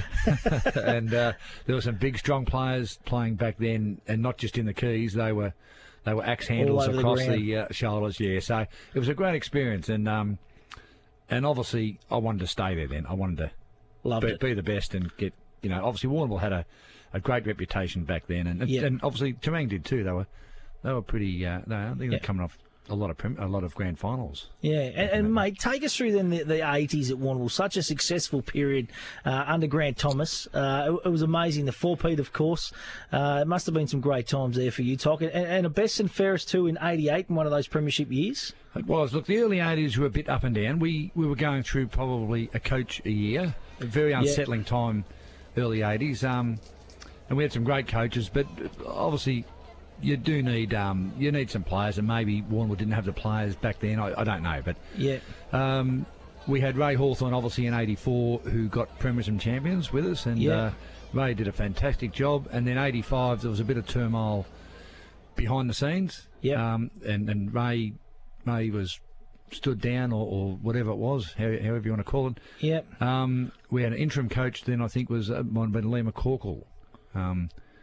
Was given the role back then, and then they appointed Grant Thomas, who, well, obviously everyone heard about him. He's played for Victoria and St Kilda and was a big North. boy, wasn't he? Strong man. He, I think his knees were definitely shot before he came, but he had such a charisma about him. Yeah. And he really got, and you look back now, he changed Hampden League with the way the way football was played. Very smart man. Yeah. Look, he was a great communicator. In later, that was actually his employment. He actually was employed to talk to companies. Yeah, and Toc, like to win a best and fairest in a premiership year, like that would have been something pretty special, mate. Because there were some good players running around at Warrnambool, in those 4 grand final, all those 4 flags, wasn't there? Oh, look, there was some. You could go through every player. Yeah. I won't because I'll leave someone out. But you just had the greatest confidence in every player that was playing with you. Yeah, that either look after you or you'd look after them, and the skills were exceptional. And I think Warrnambool they did recruit specific players. Yep. Around that time, and the club really got behind Grant Thomas. Now, whether it was Grant Thomas forcing the issue, but I know very well that him and Bill Tolman were very, very close, and everyone would know with the Hampden League, Tolman. He practically run the footy club. Now, mate, you ended up over at Sturt in the SANFL. How'd that all come about? Well, I won't be arrogant and say, look, Warrnambool played in the 4 premierships, and during that 4 I went down to Geelong for the 87 season, and then came back and obviously won the best and fairest. Missed 89 by a vote. I think Jack O'Connor knocked me off by a vote in the 89, and I just needed something. I definitely wanted to coach, even when I played, it wasn't so much the winning and that. It was just you wanted to play better or do something. Like, if you could play in the league every week, you'd probably do that. Yes. It was like that. So now, Toc, in those times, so when you're away, so Richard Nixon was coach of the Warrnambool Football Club. You were obviously coming back to the area, and obviously had a passion to coach. Shocking tragedy in, I think, was it 92, the start of 92, when Richard Nixon, obviously lost his life in that bus accident over Mount Gambier Way, mate. It was terrible at the time because he was up and about. The Blues were up and about again, and he was such a super player and a great fella, wasn't he? Well, he was. I wasn't fortunate enough to meet Richard. I've obviously heard about him. He'd come from Richmond Football Club, a very, very great good club. player. Yeah, very passionate. So, but once again, credit to Warrnambool for being able to entice a player like that. Yeah. You were pretty close to coaching Koroit that 92 season, weren't you? Yeah, look, your information's pretty spot on there. Koroit got wind of that, I think, pretty early. And obviously Warrnambool had their coach. Richard was coaching. Yes. And you're right, we stayed there till Christmas time. And I think it was about Feb, and I'd been speaking with Paul Stafford, and I think Brownie rang up too to try and they were very good. They were professional, and I'll say now, I was probably a week off coaching Koroit that year in 92, and I said, look, I'll just get home and we'll sit down and I didn't want to do it over the phone. Get home, we'll sit down, we'll have a chat, and then see how we go. But history, I guess, speaks for itself, mate, because you come back, you coached in 92, 93 at the Blues, and you won a flag in your first year as coach, which is pretty special to come into a group of players, mid-January, and kind of take over. She's a pretty fair effort, mate.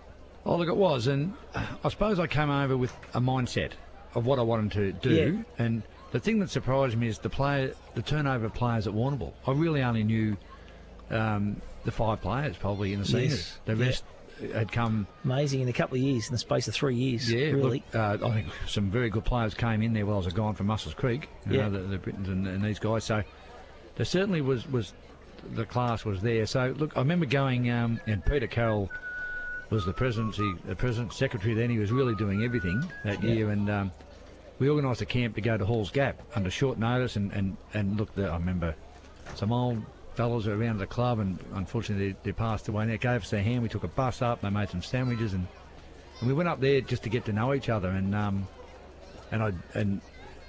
training was hard. We played a practice game. We trained. I don't know how many miles we did, but we ran a lot. I just wanted to push them all to see who would whinge or not one player complained or said, "Gee, who's this?" It was really, and that gave me a great start to the 92 season. And the first game, I'll never forget. It was about 30-something degrees. It was Mortlake on the Reed Oval, and back in those days, Robbie Misfud was playing. Yes, you used to have a couple of ding-dong battles with Robbie. Well, Robbie was a fantastic competitor, a fierce and fantastic competitor, and a very big man. But And I'll say this now, back in the late 80s, Bill Tom was trying to get Robbie Misfud at the footy club. Yeah, right. We met 3 senior players. We met with Robbie up at the bar. Yeah. And Bill Tom introduced us, and he said, listen, we're trying to get this bloke. And Robbie shook hands with me, and I lost my hand. I haven't got the smallest hands, but, oh, geez, he was big. Yeah, he's a big man, wasn't he? And later on in the 92, we were opponents, and I can tell you, I touched the ball about twice that day. Yeah. I had a jumper ripped off me. We wrestled, and in Robbie's defence, we never threw a punch. The grand final, and I was only a young kid. I went up to Warrnambool in the under-18s as a young'un, and I can vividly remember, mate, you had a broken thumb that you carried into that grand final. I can remember you played against South, and a few of the South boys were kind of smacking the thumb any chance they got to try and put you off the game. Can you remember that? Prelim final, we played Camberdown at Port Fairy, and I broke it that day. Run into a player's head, my hand did, and I broke the thumb, and straight up to hospital, and I got 4 pins put in, and the nurse was a South Warrnambool lady. So word got out. Word got out fairly quickly that Tocco won't be playing in the grand final. So I got out, and I still didn't know, because I hadn't trained.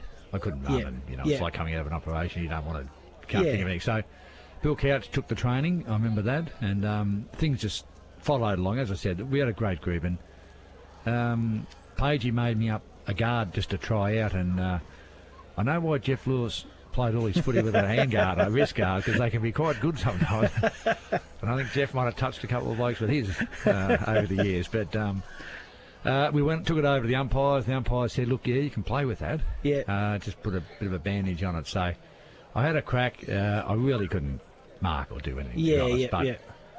But on the Thursday night, we were picking the sides, and because we obviously won our last game, so for me to go in, I had to drop a player. Yeah.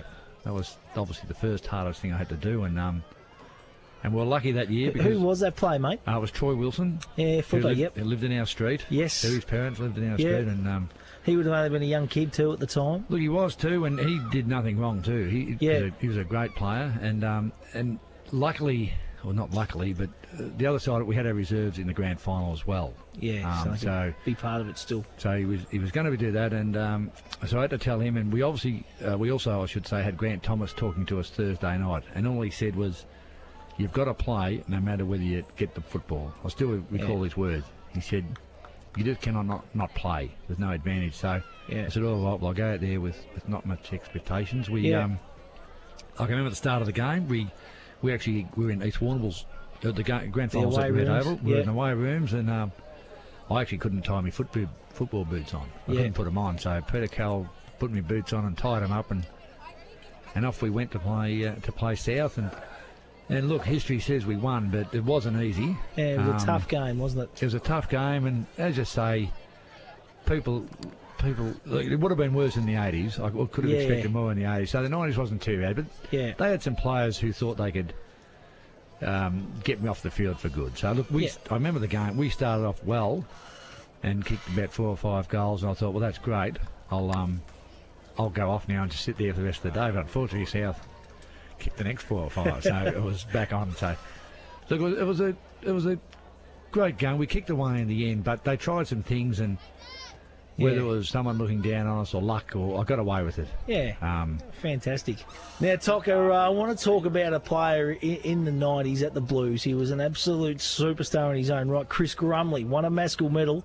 He was an enigma, wasn't he? How did it all come about that he ended up at the Warrnambool Blues? Oh, pure luck, Matty. He come up from Mafra Sale. He'd won the league medal up there, I don't know whether it was several times, but he actually walked into the wrong football ground. He was meant to go to the South Warrnambool football oval. He's walked into the Warrnambool Football Club, introduced himself, and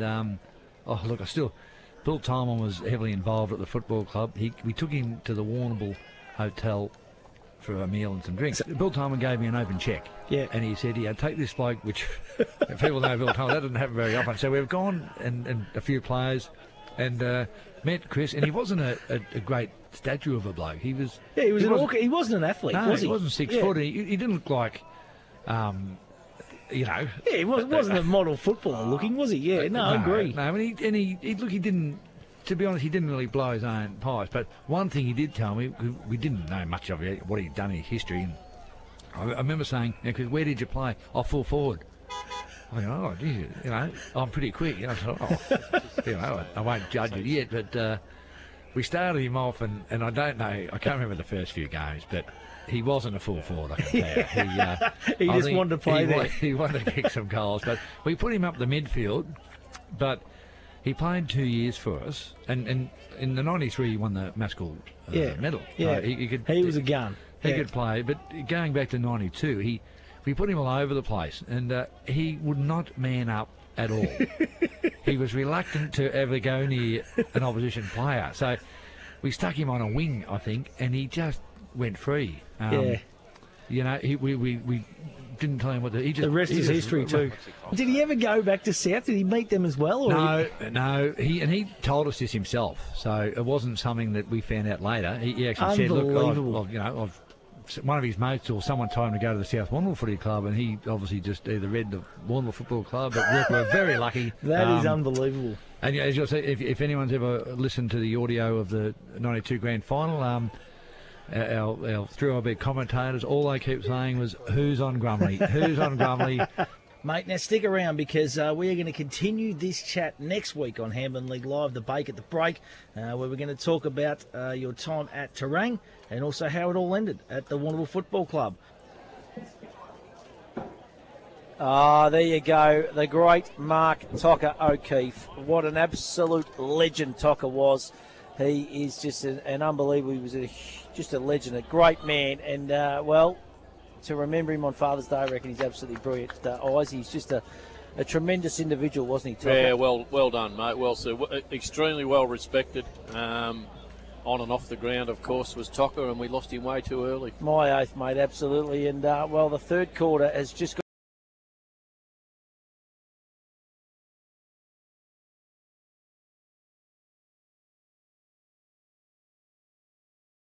underway back here too in our Hampden League Live first semi-final. It's 9-10-64. South Warrnambool. Portland have just scored their second behind of the game. They go to 2 behinds, 2 points.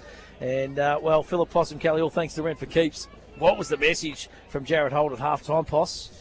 Well, it was just to win the second half, Stewie, but that's probably all they can do now. They've come out with a little bit more vigour in this to start this third quarter, but, I think that's got to be the aim, just to try and win the second half, get a little bit of respect back. But, they'd be very, very disappointed with that first half, that's for sure. Absolutely not. Doubled their score, Hilly. Yeah, well, that's right. They've started. Hey, someone suggested, Hilly, they might do a Freo comeback, and I said, well, that's okay, but that'll still only get them back to within 4 goals. Yeah, well, that's true too. Hey, they've started. You're right. They have started a lot better. They've had 3 inside forward 50s in this early parts of the third term to the Roosters one, so they've sort of got on top there. Haylock looked like he's sort of gone on the ball.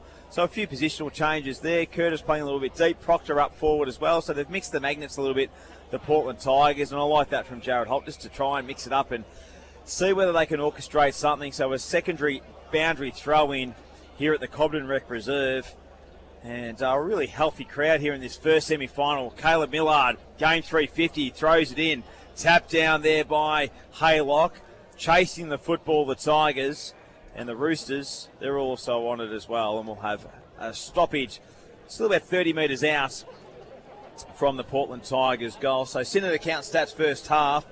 32 inside 50s for 19 scoring shots for the Roosters. 17 for the Tigers for 1 scoring shot. So the efficiency certainly with South Warrnambool on this occasion. So 4 minutes gone, third term action, brought to you by Clinton Bolsch Warrnambool Nissan, that beautiful Nissan Navara we travel in each and every week. And it is the Roosters by 62 points. Here's your cup of tea, Ice. Beautiful, mate. Black tea, again, one of the things I don't drink often, but today was needed. And I'm looking forward to the ride home in the Nissan. Have you got the pillows sorted for mate, he was blowing Zeds before we got to Ellinsford, the great Greggy Kelson. He will be tonight. All roads lead to KFC, I reckon, on the way home tonight too, for a little bit of Dirty Bird. The Colonel. The Colonel. Might watch a Geelong replay, Hilly, and pop into bed. Does that mean I don't sit down and can't have a nice cold ale on the way home? You can have one, Toss. You can have one. Don't Toss. offer one to us, I can assure you of that, big fella. Here go the Roosters now. Free kick's been plucked out here by Rossi Watson. It's going to go to Portland. Hey. So the Tigers, they're building here. England. No need to poke fun at them, Matt. I'm not. They've had a magnificent season. They've just had a bad day today. Just things haven't gone their way. Goes to the hands that time of Malcolm. There's Huppets. He's wrapped up in a tackle. And Stacks on the mill once again. A game that's been dominated by South Warrnambool today. The Red Army. And the ball deep in Portland's forward line now. Quick kick off the ground. Going to come straight back, though. Taking a nice intercept mark there. Going forward to Proctor, who's moved forward. Goes through the hands of Mullen over the top to Sammy Thompson. Spins out of trouble. And the kick's been intercepted once again. I think it's Curtis. That's Golby. Lockie. Inboard kick. I'll pay it. Yes, Rossi has. And that's Texie Mitchell. Mitchell, normally a good kick at goal. Going to have to be his best effort, I think, from there. 40 goals out, Russ, if you're listening. The Moles, even Jossie Brooks has called me the Moles. So Stops Mr. everything. Me cannot win the last No. Geelong today, eyes. I'm declaring can't win. Yeah, but I tipped it first. Cannot win. All right, we need that for the get-out stakes. So Texie, left foot kick, told to play on. I reckon it might have been touched in the end. Not going to get the distance either way. Here's Haylock. He gathers. Happy to see the ball go out of bounds. And we're going to have a ball up. So Portland have had all the play. 6 to start inside this 50s. Third term. If you're on a heat map, it'll be probably about 85% in their that forward part of half the here. paper's burnt. So Bridgewater over the top. Only as far as England. Left foot. Snap. Oh, the goal umpire said it's a point. Boundary umpire says out of bounds. They look at each other. No, ZZ gets the And overrule, ZZ surely. top. Sporting the gloves today too, ZZ. I hope he gets the grand final. I hope he gets the GF. Oh, he will. And it certainly was a point. So 3 behind 3 points. Only score in this third term's gone to Portland a couple of points. South Warrnambool 9-10-64. Shojan, rock hard concrete scoreboard for your concreting needs. Big Faz and the crew. Portland, little snap around his Huppets. Probably going to test him distance-wise too. He hasn't stopped trying all day, Lockie Huppets. Good player. Going to feature, I reckon, in the Maskell next week. He's a chance from here. I'm not saying a word. He's a long way out, but he's a nice kick. He is a nice kick, Huppets. Already fancy himself a little bit here too, giving himself every opportunity. Go Comes the in. door. No. Kicks on its way. It's going to fall short. In the goal square. Sharp claiming it. Little kick off the ground that time by Curtis.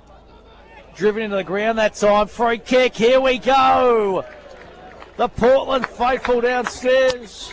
And Tommy Sharp is going to go back and hopefully he's about 4 metres out in Tom Lynch territory. Don't you say anything, Matt. Actually, give the call to Hilly. Tommy Sharp. Listen to the fans downstairs. He kicks it. And that is the first. That is the first of the afternoon for the Portland Tigers. Straight over the goal umpire's beard. 3-9 Portland. South Warrnambool 9-10-64. Is this the start? This is it. There'll Of be an something avalanche. special. There'll be an avalanche. I hope you're right. Wouldn't it be good to see an action-packed second half? But they have had all the play here, boys, haven't they? 7 inside forward 50s to 1 in They this have. first They've 8 minutes. actually, yeah. If you just took this quarter in isolation, they've dominated, Matt. So throw up in the middle there. Huppets at the fall of the ball. Got the handball to Jackson. He'll work it out wide. Richardson pokes it out in front. England's the man he wanted. Just dropped a little bit short. Working back was Farley. Lual's there to assist. And we'll have a stoppage right on the right half forward flank for the Portland Tigers. 9.5 minutes gone. 64-9. A 55-point margin. Malcolm the tap down. Gathered by Becks. Deflected. Ricochet. The Roosters are off and running in numbers. Rantel. He can go inside forward 50. Daisy cut a kick. Working hard back there was Jenner. He's all wrapped up. 45 from home. We'll have a stoppage with umpire Stevie Blacker. So 10 minutes gone, third term. Clinton Bosch, Warrnambool Nissan, third term. Tapped down by Bridgewater. Hussey was doing some grunt work. Jumping on it was Jenner. Coming through was Shepherd, trying to evade, got the handball out. Ricochets off the Roosters. Loose football, gathered by Jack Dye. Goes into Henderson, one-on-one. And a good defensive punch there by Hampshire, who's had to go back. So you'd think that Proctor and Hampshire have swapped positions in this third term. Let's go down to Possum Kelly on the boundary, all thanks to Rent for Keeps. Yeah, good on you, Hilly. Just thinking, do you potentially give Yule a rest at three-quarter time if South is still well and truly in control? He did get a bit of a knock to the calf, or do you leave him out there and try and beat Peter Featherby's all-time possession record? Oh, you'd nearly rest him, I reckon, because especially he's had a few sore ribs and stuff like that, and he's had it on a string. He is on cue. He is on cue. Liam Yule, been magnificent. Mind you, he probably doesn't want to come off, Poss. No, he might. Matthews Petrone, player of the day contender, surely. He's outside 50, Yule. Big roost of the football. Top of the 10-yard square. Getting back, taking a nice mark there was Benny Malcolm. Done a fair job, Malcolm, I reckon. Yeah, he has. He's always in the play. Here they go. They're out a little bit here now, the Portland Tigers. A little bit of run-on overflow football. So England, ball comes out. He's going to be a long way from goal when he gets it. He is going to be a long way from goal. Not much in front of him. I tell you what, he's paddled it forward. He's done pretty well, Marcus England, but the Roosters just getting numbers back. No help there for him. Isaac Thomas over the top to Lamont Lawal. He kicks down the line looking for the Kelman. Tried to pull in another one-hander, the big fella. Second efforts have been great. The pressure has been magnificent by the Roosters all afternoon. As Kelly and Haylock, that's Paddy Haylock, just getting to know each other on that far out of side. Balled in again. 64 Roosters, 9 Portland. 12 minutes into this third term on the Shojan Rockyard concrete scoreboard. Sting well and truly out of this contest and out of the commentary box, it's fair to say. It was out of me early. Probably wasn't about midnight last night too, I reckon. Truth be known. Fist over the top that time by Malcolm. Coming through there is Curtis. He swings around on the right boot. And Harry Lee, been magnificent. He's going to be a Matthews Petroleum contender too, boys. He's controlled that half back line this afternoon. Tell you what, he'll be featuring in our discussions tomorrow night for the team of the year. Probably not based on that kick, but his mark was pretty good. But he's had a terrific season, Big H. We've got tea too tomorrow night for that, boys. Dinner date with you boys. A couple of glasses of water for the great Gregory. There will certainly be no glasses of red. Don't bring out the red wine for the big fella. Hey, Huppets has a football. He'll go inside forward 50 for the Tigers again. Big fly from Malcolm. Lurking on the corner of the boundary. There was McIntyre. Centres the kick. But I think it's a boundary throw, and he went over the line. Mitchell was waiting, and we'll have a boundary throw in. Probably a better result for him, to be honest. So the Tigers, they've had 8 inside forward 50s, all thanks to Synod Accountant Stats. Aaron Synod, the team at Synod Accountant Stats. Saw Aaron down there just before. He's a good man. Huppets are waiting at the back. He falls over. He's got a number of Roosters jumping on him, especially the energised in Benny Rantel. He's just always on his feet and ready to go. Good kick there by Mullen. Oh, bounced it awkwardly. Mitchell, recovered nicely there, Harry Lee. Got Sam Thompson by hand. Lual, watch him run and carry. He can take a bounce, Lual. Oh, he ran his full meterage. He just went a couple of steps too far. Jeez, that was stiff. And a free kick will go to Harry McIntyre. Lual, good story. He's playing in the under-17 Futures game. AFL Grand Final day as one of the curtain raisers. Absolute superstar in the making, Luan Lual. So he's got another year, Rebels, next year. Yep. I don't know that he went too far. He just went too quick. Quick, that's right. So McIntyre for their 9th inside forward 50 goes inside. Almost intercepted there by Bex. Well read by Sam Thompson. Just coming off the bench is Yule. He's off the bench. He's on the bench. He doesn't matter what he's doing. He's just him on the bench. He's unbelievable, Liam Yule. And he'll play on. Watch this. Long roost. Metres gained 1,000 this afternoon, and Jenner takes the intercepted mark. He'll go through the corridor to Haylock.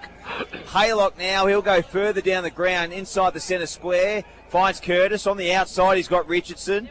Kicks effective. He's got Golby running by. He decides to go back over his mark. Malcolm just lurking at centre half forward. Improves the angle. And guess what? Intercepted mark there by Kelly. Not his best, and that's been the story of the day. Efficiency by foot has let the Tigers down. 100% Hilly. So 1964. Nothing added for the Roosters in this third term. 139 the Portland Tigers. Mullen's been rock solid, 2 down back for mine. So is this man Thompson. They all have, mate. Got Thomas, they have. They haven't had a passenger today, the Roosters, let's be honest. Good kick out there to Farley. Go, boy. He's got Lawal again. Look at him, he's got some pace to burn, the 17-year-old. Look at the kick, too. Beautiful kick out the front of DK. Just goes through his hands. Good defensive effort there by Edwards. He's been one of Portland's best for mine. That's... Well, he's had plenty of work to do anyway, hasn't he? Curtis, 2 spots up a nice tee. Kick to a teammate there. Oh, kick had to be good. That was Joshy Jenner, made it look good. Takes a nice mark, and Matt Kohaya highlight. Matt Kohaya now doing the portable dunnies, portable ensuites. What about the portable loos at the Reed Oval from yesterday? I wonder if Matt Kohaya's behind those ones. I'd say a big Tractor Smith and the crew, absolutely they would be. Here's Gallatin. Goes right in the cooker at Kerman's. Not quite Doggy Lynch style, but or Treddy Hill or Luke Can, but he's pretty good at it. Here goes Portland through Malcolm again. Just fumbled at the crucial stage that time, the big man. It wouldn't bother you, matey. You only eat the roll. You're not heading in tonight either, are you? I wouldn't mind heading to Kirby's tonight, truth be known. I love it, Poss. Nice little zinger there. I do like my little egg and bacons at Kirby's. Haven't had one for a while, to be honest. But I might sneak in there, and KFC might get both a run tonight. Well, you could go to Cameron's Hamburgers, get a roll, and then put your KFC skin inside of it. Oh, look at that kick inboard too. Finds a teammate pretty comfortably there, and that is Braden Becks. Alan Blackburn's son-in-law. He'll be going for the Father's Day roast tonight. You reckon Blackie'd chef? No. Trish would be doing all the cooking today, wouldn't she? Well, probably say he would. So Braden Becks been solid too today. Directly in front, 25 metres out. Comes in, kicks on its way, struck it well. It is a goal. That's a very good goal too. The first of the third term for the Roosters. They go to 10-70. Portland 139, Shojan rock hard concrete scoreboard. And the old Sting, well and truly, out of this contest, Dice Kelson. It is. Sorry, I'm watching a race. We're leading them up at Geelong. Oh, he's in no man's land. What a call, McKenna. Zeta Kuna. I love it. So 10-70 to 139, and a 61-point margin in favour of the Roosters, and they are going to meet the North Warrnambool Eagles in the prelim final next week. And I think the venue is definitely Port Fairy. Is that that's definitely the venue? Gardens Oval, Port Fairy, Hilly, yes. So back in the centre, Malcolm's, Kelly having a run in the ruck now. Gallatin, little toe poke forward, deflected off Harvey, intercepted by Yule. Oh, it just measures the kick nicely to Henderson. I like this kid. A real connector on centre wing. Floats back and is good defensively and can be attacking as well. Thompson, short kick. Finds Gallatin as well. So he's just trying to find the right avenue to goal now. He'll go short. Onto the lead, over the head of Dye. Lurking is Maxi Irving. Had a quite a short day, young Maxi. Haven't seen a lot of Max Irving. Might have got a little bit head high there in the end, but we'll have a boundary throw in 20 metres away from the Roosters' goal. Senator counting stats. They've had 7 inside forward 50s in this third term. Just laughing yesterday, Alan Blackburn just calling the game to start and stop when he wanted to before the contest because we weren't back on air. Oh, he just yelled out to Gavin Sell and told him to wait 2 minutes. And it was quite comical. What a legend he is, Blackie. And a good mark taken there too by Jed Henderson. Jetty Henderson. He's been magnificent for South. The wingman. 6'3" wingman. Beautiful long kick of the football. Sun shining strongly here now, Matthew. Isn't it? Nice mark taken that time though by Haylock. Been good defensively in this third term, the Tigers. Yeah, they certainly they've been have. a lot better this quarter, no question. He's paid a mark there. It's going to go to Jenner, I think. Or is it going to come back? Yeah, it's going to go to Jenner. I thought he marked it. Big Bexy Shannon just kind of stole the football there. So Joshy Jenner, deep in defensive 50. He kicks out wide. Big pack flies. Malcolm over the top. He's trying to bustle his way through. Handball comes out now to Braden Becks. Haven't seen much of Daniel Jackson today, boys, have we? No. Had it on a string last Sunday. Has he had someone running with him, or has he just been a little bit quiet? I think just a little bit quiet. Just the ball just hasn't rolled his way today. So we're going to have another boundary throw in. 10-10-70. That's South 139, Portland. It's going to be a long trip home for the Portland Tigers faithful, boys. Another ball up. Oh, coming through there was Hussey, dispossessed, Free holding kick. the football. Advantage play. It's just been stop-starty, hasn't it? You know, Yep. They just had to go back, kick over the mark, all that kind of stuff all day. Yeah, it hasn't set any great excitement levels in this third term, but that's probably the way the Tigers have been happy to play it. Across the face of the 50, goes to Jenner. I'll tell you what, I reckon this fella's got to come into some calculations for our team of the year as well. He's been terrific off half back. Peters dropped the mark, almost took a one-hander. Hussey, sharp little handball to Dye. Dye got the handball looking for a teammate in Becks. Becks now back to his teammate. They try to work it around. Rantel's all wrapped up. Good strong tackle there by the Tigers. And holding the ball, he was rewarded. Josh Edwards for the Portland Tigers. And he's reversed it. Just a little bit of physicality. Plays on Rantel, working all by himself. Big fire in the end there by Shannon Becks. And he's at point-blank range to kick his third goal of the afternoon. He got up too, Shannon. He did, and a Matco higher highlight of the day contender from Shan Becks. He's a key forward who can jump, kick, and do everything. And he's on a slight sort of angle, but you would think he'll make no mistake here, Shannon Becks, for his third goal of the afternoon, and to extend that lead out to 66 points in this, actually 67 points in this first semi-final. Comes in, and Bexy goes bang straight through the centre. Goal number 3 in the Roosters 11th. And the first one of the quarter for South. 11-10, 70. One before eyes when you were watching that race at Geelong, buddy. That's what I meant to say, the second of the quarter. Hey, Poss, let's head downstairs, you great man. All thanks to Red for Keeps. Yeah, good on you, Hilly. Well, what do you say, really? I mean, the juggernaut just rolls on, doesn't it? It was a good start by Portland to the quarter, but South have regained the ascendancy again after, Portland showed a bit of burst early, but as I said, South have won the ascendancy back. Kelly just coming off for a spell too, boys, so they'll rotate all these boys through the bench, I'd reckon, for the last quarter and a bit. Yeah, absolutely they will. Sets up a tantalising encounter, doesn't it? Of course, North Warrnambool and South had a draw last week. Your big prelim final. Eagles coming off a tough game yesterday. Don't know whether I want to go back to Port Fairy next week. I'll be a bit nervous going into Port Fairy. Matthew? No dinner at the Merry Jig. I'll be dodging around the Merry Jig, that's for sure.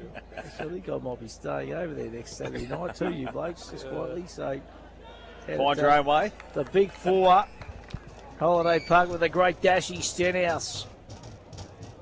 Nice mark taken down there by Dye, or is it Hussey? They're both wearing the white boots.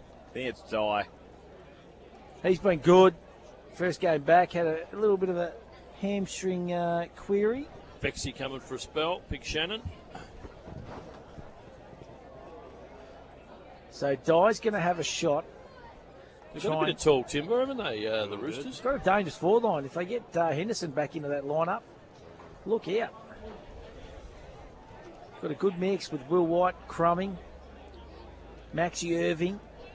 Yeah, Maxie been down a fraction today, but he's just been so good overall, hasn't he? So here comes Dye. Comes in, kicks on its way. Struck it pretty good, but I think he's just pulled it to the right. And it goes through for a minor score. So 11-11, 77. That is South Portland 139. 24 and a half minutes gone on the Battery World time clock. Third quarter.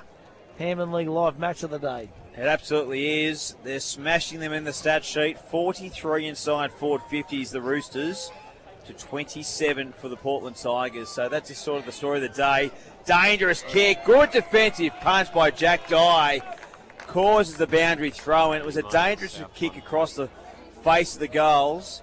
And they are able to cause that boundary throw in the Roosters. So it's just worked their way all afternoon. Umpire Caitlin Kavanagh with the boundary throw in.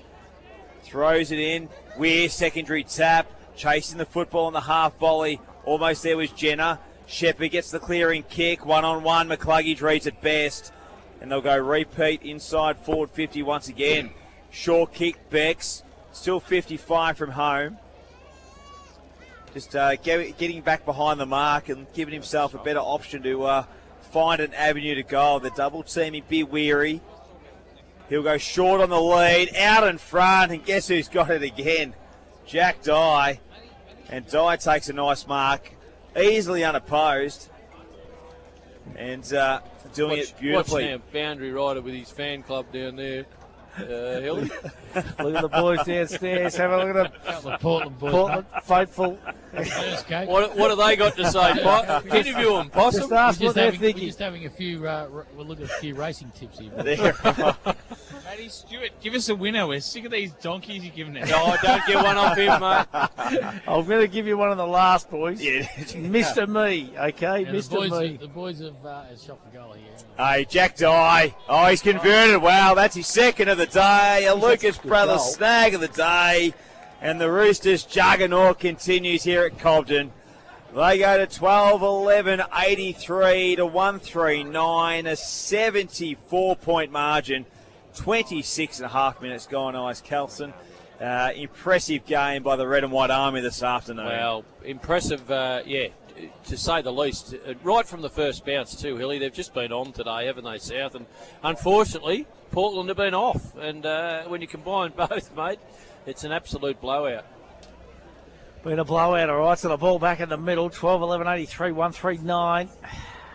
Malcolm, he's tried hard all day. He has. He's won the rucking contest, to be fair, but unfortunately, it's been sharked just about all day by South. Yeah, it's been all one-way traffic in the middle of the ground, hasn't it? Going to go into attack once again here, the Roosters. Edwards can't quite gather. Dye gets a handball back to Weir. Weir goes inboard, looking for Hussey. Coming through there is Huppets. Just misses Hampshire. The H's combining. Handball there to Rantel. Happy to see the ball go out of bounds. And we're going to have a ball up deep in South Warrnambool's forward 50. 27.5 minutes gone in this third term. Hampden League Live first semi-final. Lee still barking instructions, making sure that wall's set up. Kick comes forward. Good fist away that time by Hampshire. Handball comes out now to a teammate. He kicks down looking for Jackson. And there's the three-quarter time siren. And at least they're on the board, the Portland Tigers. They kick 1-2 in that term, so they go to 1-3-9. They trail the Roosters 12-11-83. Shojan Rockhard concrete scoreboard. Key stats, Ice Kelson, Trent Hill, all thanks to Sid of the Kelps. Trent Hill more so. Leading goal kickers for the Roosters, Becks and Kelly 3 apiece, Hussey and Dye 2. Inside forward 50s. The Roosters on that quarter had 14, so it takes their total to 46, whereas the Tigers only had the 10 for 27. So a dominant performance inside forward 50s, probably going at 50% efficiency when they go inside the forward 50 arc, the Roosters. Can I just say, a magnificent spread at half-time here too by the Cobden Bombers. Yeah. They've done a magnificent job here today, been a big crowd. I'm glad they've hosted this instead of the Reed Oval after afternoon tea. Yeah, mate, Trelf reckons his phone lit up when you said that. Oh, you're the power of G. Kelson. I love it. Hey, listen, we're going to take a break. We're going to come back with final quarter action, and we're going to try and spark out. Hampden League Live for Clinton Bolsh Warrnambool Nissan, Badeness Rural, Harvey Norman Computers, Sungold Milk and McDonald's Warrnambool East and Central, 3YBFM. Harvey Norman, your premium Optus dealer. Receive a $400 Harvey Norman gift card when you connect to a new $69 a month, 24-month SIM-only plan with 80 gigabytes of data for use in Oz. Available now at Harvey Norman. Offer available until withdrawn. Not available with any other offers. Minimum plan cost $1,656 over 24 months. Visit hn.com.au/Optus-BYO for terms and conditions. Go! Fitz Media Productions is your online broadcast specialist. From meetings and special events to weddings, funerals and sport, Fitz Media's fully equipped mobile broadcast unit provides a professional, reliable live stream anywhere. Contact us today. I'm Roma Britnell, your local Member of State Parliament. I'm working hard for you and for the South West Coast region to make sure we have a vibrant and prosperous place to live and work. I want to know what matters most to you, to hear your ideas on how to make South West Coast even better. You can email me, catch me on social media, or visit my office in Liebig Street. I'm here to work for you. Authorised by Roma Britnell MP, 94 Liebig Street, Warrnambool, funded from parliamentary budget. 3 steps: design, plan and construct. Smith & Son Renovations and Extensions take care of all 3 steps to provide you with a smooth and cost-effective process. See Nathan and the team at Smith & Sons, Ferry Street, quality builders and reno specialists. If you've been injured, make the call. Find out if you have a claim. Madden's Lawyers is the region's most experienced injury compensation firm. Madden's Lawyers. Make the call. If there's one thing us Aussies know, it's great coffee. Like the best ever McCafe blend. Expertly made by baristas for a smooth, rich taste that hits the spot every time. Now that's coffee fit for an Aussie. From trees to traffic, Carter Group is the home of fully trained arborists, offering tree removal, trimming and lopping of trees, along with on-site traffic management planners and high-quality traffic management. Visit cartergroup.com.au. You gotta get down to Pontings, they're the expert crew, who are always here for you. It's where the locals go and the tradies know. You gotta get down to Pontings, we've got ya. Right, thanks ladies and gentlemen. Got some lovely Angus bullocks here. Right, I've hit 390. 80 got, thank you. 2, 4, 6, 386, 8, 90, 392, 392. Jack Kelly here from J&J Kelly Stock Agency. We've been in business 30 years this year. We've got a great selling team to help market your livestock. We sell every Wednesday and the last Friday of each month at the Warrnambool Livestock Centre. Contact J&J Kelly Stock Agency and staff for all your livestock needs. Peter, the chicken, lamb, pork and beef eater has all your fresh meats ready to go. And small goods handmade on the premises daily. Yeah! Find Peter, the chicken, lamb, pork and beef eater at Lucas Brothers Butchers with easy, convenient drive-through. Corner of Banyan and Lava Streets, Warrnambool. Stay warm in one of Narrawong Island Holiday Park's fully self-contained cabins where you can enjoy the sound and serenity of the ocean. Narrawong Island Holiday Park, your water escape on the mainland. Southwest Local News is fast becoming known for its free, trusted, reliable and compassionate local news service. Southwest Local News. Local, free, always will be. 3 nights a week on Fitz Media's Facebook page. On 3YB FM, this is Hampden League Live for Clinton Bolsh, Warrnambool Nissan, Roma Britnell MP and Madden's Lawyers. Welcome back, of course, to Hampden League Live. 3/4 time. It is a Roosters 12-11-83, Portland 139. That's on the Shojan Rockhard Concrete scoreboard. Philip Possum, Kelly, we're going to go downstairs to you, mate. You've got Reece Egan from the Portland Tigers. Yeah, we have indeed. Reece, we were just having a chat there at the huddle, and disappointing, isn't it? I mean, bad start, never really had any spark to begin with, and it's sort of gone downhill from there. But as I said, we've won a final, stepping stone for the future, certainly. Yeah, it was a bad start, mate. Like, I know you win one final, but the boys were pretty confident leading in today. They really thought they had the chance, but, you know, South's a good unit. They structure well, and when you turn the ball over constantly, you know, you're going to struggle all day. But, yeah, it is good to get one final win. But, yeah, I'm glad they put up a bit of a fight in that 3rd quarter, and hopefully they can keep that going in the last. Yeah, and I seen Tommy Sharp out at the huddle too, got to all the different groups and offering encouragement and just some suggestions on how they should go about it. So, I mean, that's good. I mean, they could easily just throw the cue in the rack and say this is too hard and just let it happen. But still plenty of encouragement and ideas around the huddle. Yeah, mate, you don't want to go out and get beaten by 100 points, do in your last game of the year. It's definitely a final. So, Sharpie's he's got a lot of wise words to sort of spread around. So, hopefully they can, you know, put in this last quarter and at least make a bit of a show of it. So, yeah, it's been a good year, and you don't want to end it on a complete disappointment. You want to have a little bit of a crack. So, yeah, Good on you, Reese. Good luck, mate, and congratulations on your year. Certainly plenty to take. Thanks, mate. Catch you later. Good on you, boys. Yeah, beautifully done, Sadie, down there with Reese. And the play's underway now for this final quarter. I want to see 5 goals here from the Portland Tigers. I want to see them charge home late. Here they go, Huppets. Kicks forward.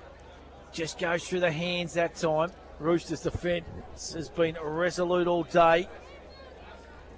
Been magnificent, to be honest. The handball comes out, they're just combining again. Mullen, Huppets again. He's been great, hasn't he? But getting back, as he's done all day. Last line of defence, Sammy Thompson. Thompson kicks it out of defence. Soccer work there by the Roosters to get it forward. Dyer is trying to push his opponent under the ball, and Proctor, he runs and carries, chips over the top. Good kick to Curtis. Can run into goal from 35. Looks to set it up, goes out a little bit wide over the head of his teammates. And we'll have a boundary throw in. So again, good early start with their inside forward 50s. 2 in the first 50 seconds. But unfortunately, their cleanliness and poise and execution just hasn't been the hallmark of their games this afternoon. So boundary throw in. Haylock did well, worked it back. Intercepted by Henderson from the Roosters. Got a bit of territory with the kick outside defensive 50. And we'll have a boundary throw in. Can I ask you, Geelong supporters, who would you prefer to play, boys? Melbourne or Brisbane in a prelim final? Personally, I'd probably Brisbane. Yeah, without question, Brisbane.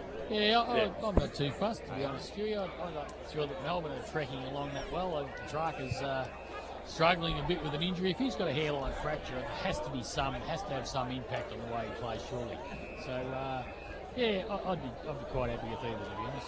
Well, they had 4 or 5 had to go in for scans today. So they're a bit wounded, the D's. Here we go. Huppets goes bang. That is a goal for the Portland Tigers. So 2-3-15. That is Portland, 12-11-83. I said 5 goals for the Tigers. There's the start. There's the first one. 2 minutes. And Huppets has had about 4 or 5 possessions. He's got to be possibly, I reckon, Portland's best player today. He's been very good. He's tried and worked his absolute butt off. What about on the flip side? The Sydney Swans sitting in a prelim final at the SCG. So they will be playing either the Collingwood Football Club or the Fremantle Dockers. I think Collingwood go through, and I think Sydney make it through to the grand final. I like their brand of footy, the Swans.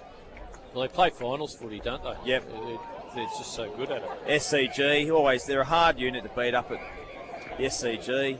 It's interesting to see where that game actually gets played, because if they do play at Collingwood, SCG only holds 40. Do they go to Stadium Australia, or whatever it's called, up in Sydney now for that bigger venue, which they don't play a lot of footy at, but that bigger venue because of, obviously Collingwood's got a good supporting base if they did play the Pies. I'd say the SCG, wouldn't they, mate? Maybe.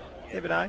I think they just cop their 40. That's what they've played all their finals there in the past. Gee, that's only a great mark. Dye. Will White there. Malcolm. What about from here, Hampden boys? Prelim final next week, North Warrnambool South. Must admit, on what I've seen today, I'm impressed with the Roosters. They're the side for mine, looking dangerous. I think they've shown through the year that there's not much between them. I mean, I know South gave North a pretty good hiding at the friendlies, but otherwise there hasn't been a lot between the two sides, I don't think. You sort of look at the eyes, don't you? At 1 week you sort of get all over one club, and then they have a downer and someone else has a good week. It's really hard to judge at the moment. It'd be really hard to pick a winner next week. North have been good yesterday too, haven't they? You know? Terrific yesterday. Yeah.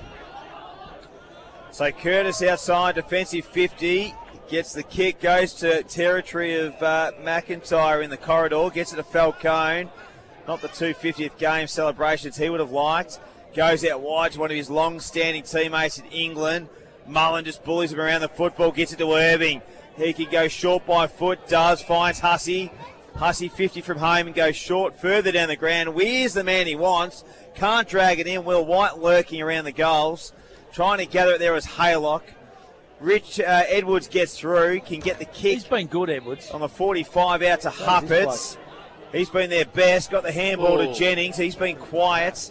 He'll go down the ground a bit further along. Finds Haylock, and I've liked the move of Haylock on the ball. Or that centre half forward area in this second half. Just looks nice and mobile and a target.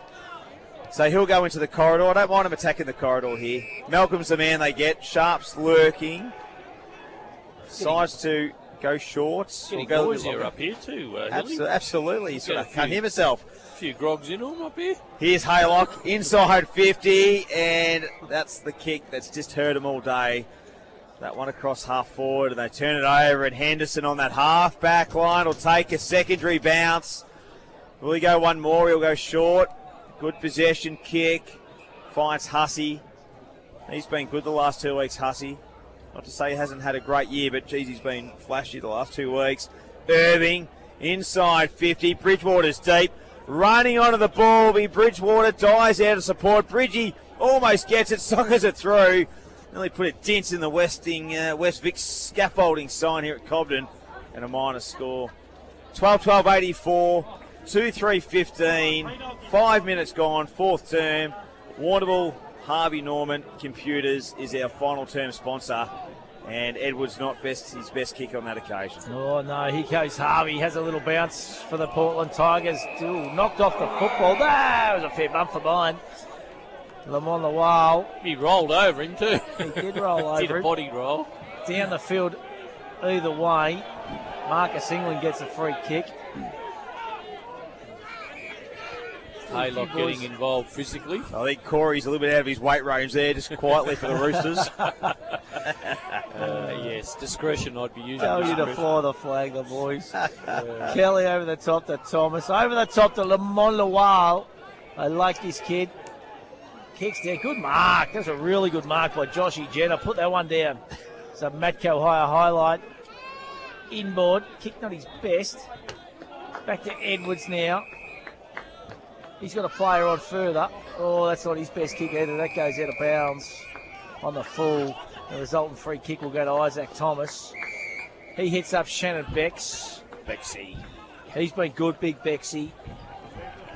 So Becks on centre wing. We've ticked over nearly 7 minutes in his final term. Portland have slotted one.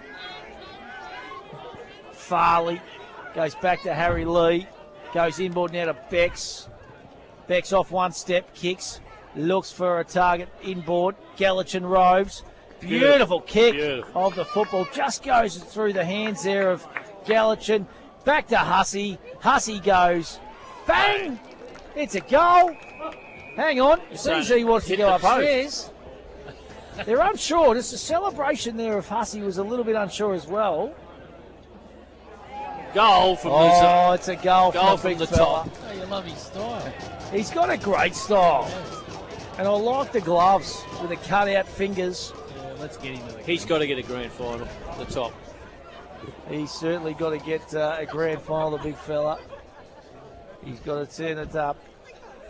So 13, 12, 9. What? I was turning it up for Hilly. Oh. Hilly's wanting me to turn up his volume. You're saying turn it up. I was doing four things at once.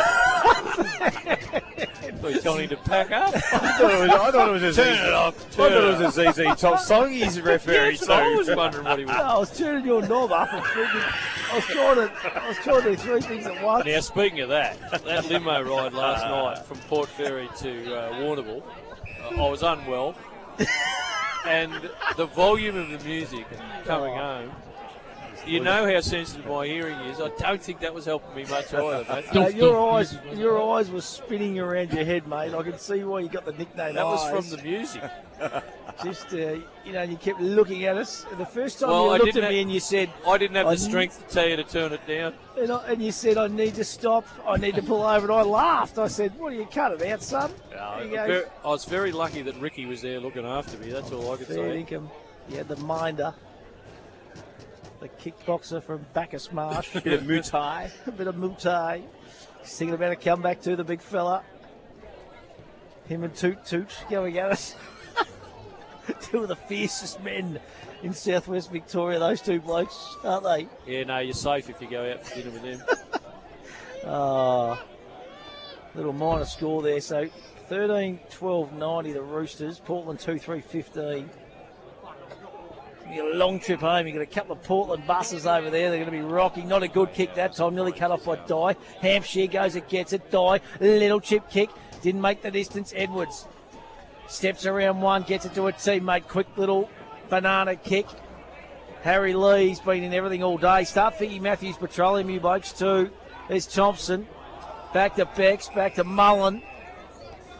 Mullen's got a teammate on him, Thomas. Thomas has got Henderson long. Chooses to go straight down the hay diddle. And Big DK's going to be the target. He gathers. Right on 50. Onto the right boot. He's got Will White, the left footer. Go back and have a shot, son. It's in your pockets. He'll snap this one around. He'll run around and probably play on a bit quicker. You can just sense he's been electric, especially in the first half. And we've got a little mini Paul Pekin here at Cobden in the commentary box. I'm just watching the back of my head. Here he goes, Willie White runs around, snaps around the body, minor score, 13-13-91. That's South Warrnambool, Portland 2-3-15. That's on the rock hard Shojan concrete scoreboard, Trinity Hill. It is. The kick in from Hampshire. The fly from Sharp wasn't effective. Thompson repels. Handballs to Becks. Braden on the run. Hits the post. Alan Blackburn, the father-in-law, would have been proud of that one if he nailed it through, but another behind of the Roosters, 13-14-92. No tea for him tonight. No, he might just get an entree rather than the main meal. 2-3-15, the Roosters on top. Malcolm tried hard all day, terrific player. Richardson, he's had a good season as well, works it back, Malcolm. Got it forward. Shepherd, love the way he goes about his football. He just hearted it. Nice kick. Good kick. Finds Sharp. Sharp from 50 from home. Oh, he played on. Has to try and conjure it up. Looks for McIntyre. Went through his feet. Thompson working back. The pressure applied by McIntyre, and Thompson did it with ease. And he finds Braden Becks just on the cusp of the 50-metre line. Just around the grounds, all thanks to McLaren Hunt Financial Group. Daniel Baird, Big Beardy, of course, the Simpson Football Club coach, just text me. Leopold 111, Colac 21 at three-quarter time.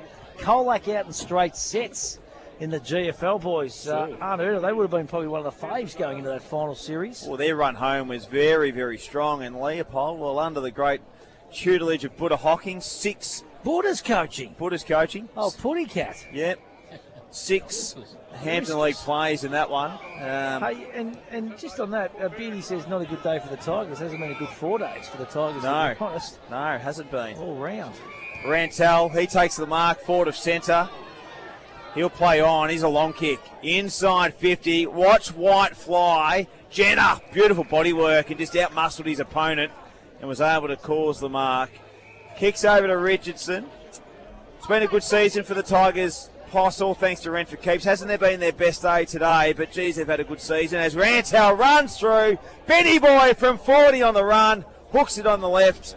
And a minor score. We'll go down to you, Plus, all thanks to Renfrew Keeps. Yeah, you're right, Hilly. I mean, it's a disappointing end for them, isn't it? But as Reece Egan said, they can be pretty satisfied with their season. And, they've won a final, which is a real stepping stone. And, so good luck to them. I think little Willie White might have copped one in the gym and feel correct. Yeah, I think I'd be inclined to, if there was someone there, give him a little rest too. I don't think he needs to do any more today. He's definitely copped one, that's for sure. So a couple of little spot fires off the ball there. Sam Thompson, Joshy Jenner, Marcus England. It's a bit late for that, to be honest, isn't it? Yeah. Tell you what, Joshy Jenner's got a nice little moustache going too. Yeah, it looks good. A bit of a 5 o'clock shadow beard, but the moustache is impressive. So, nice tap down there. Sharp gathers it from the clearance. Harvey's lurking, as is Huppets. Free kick, hanging on. Hung on a bit too long.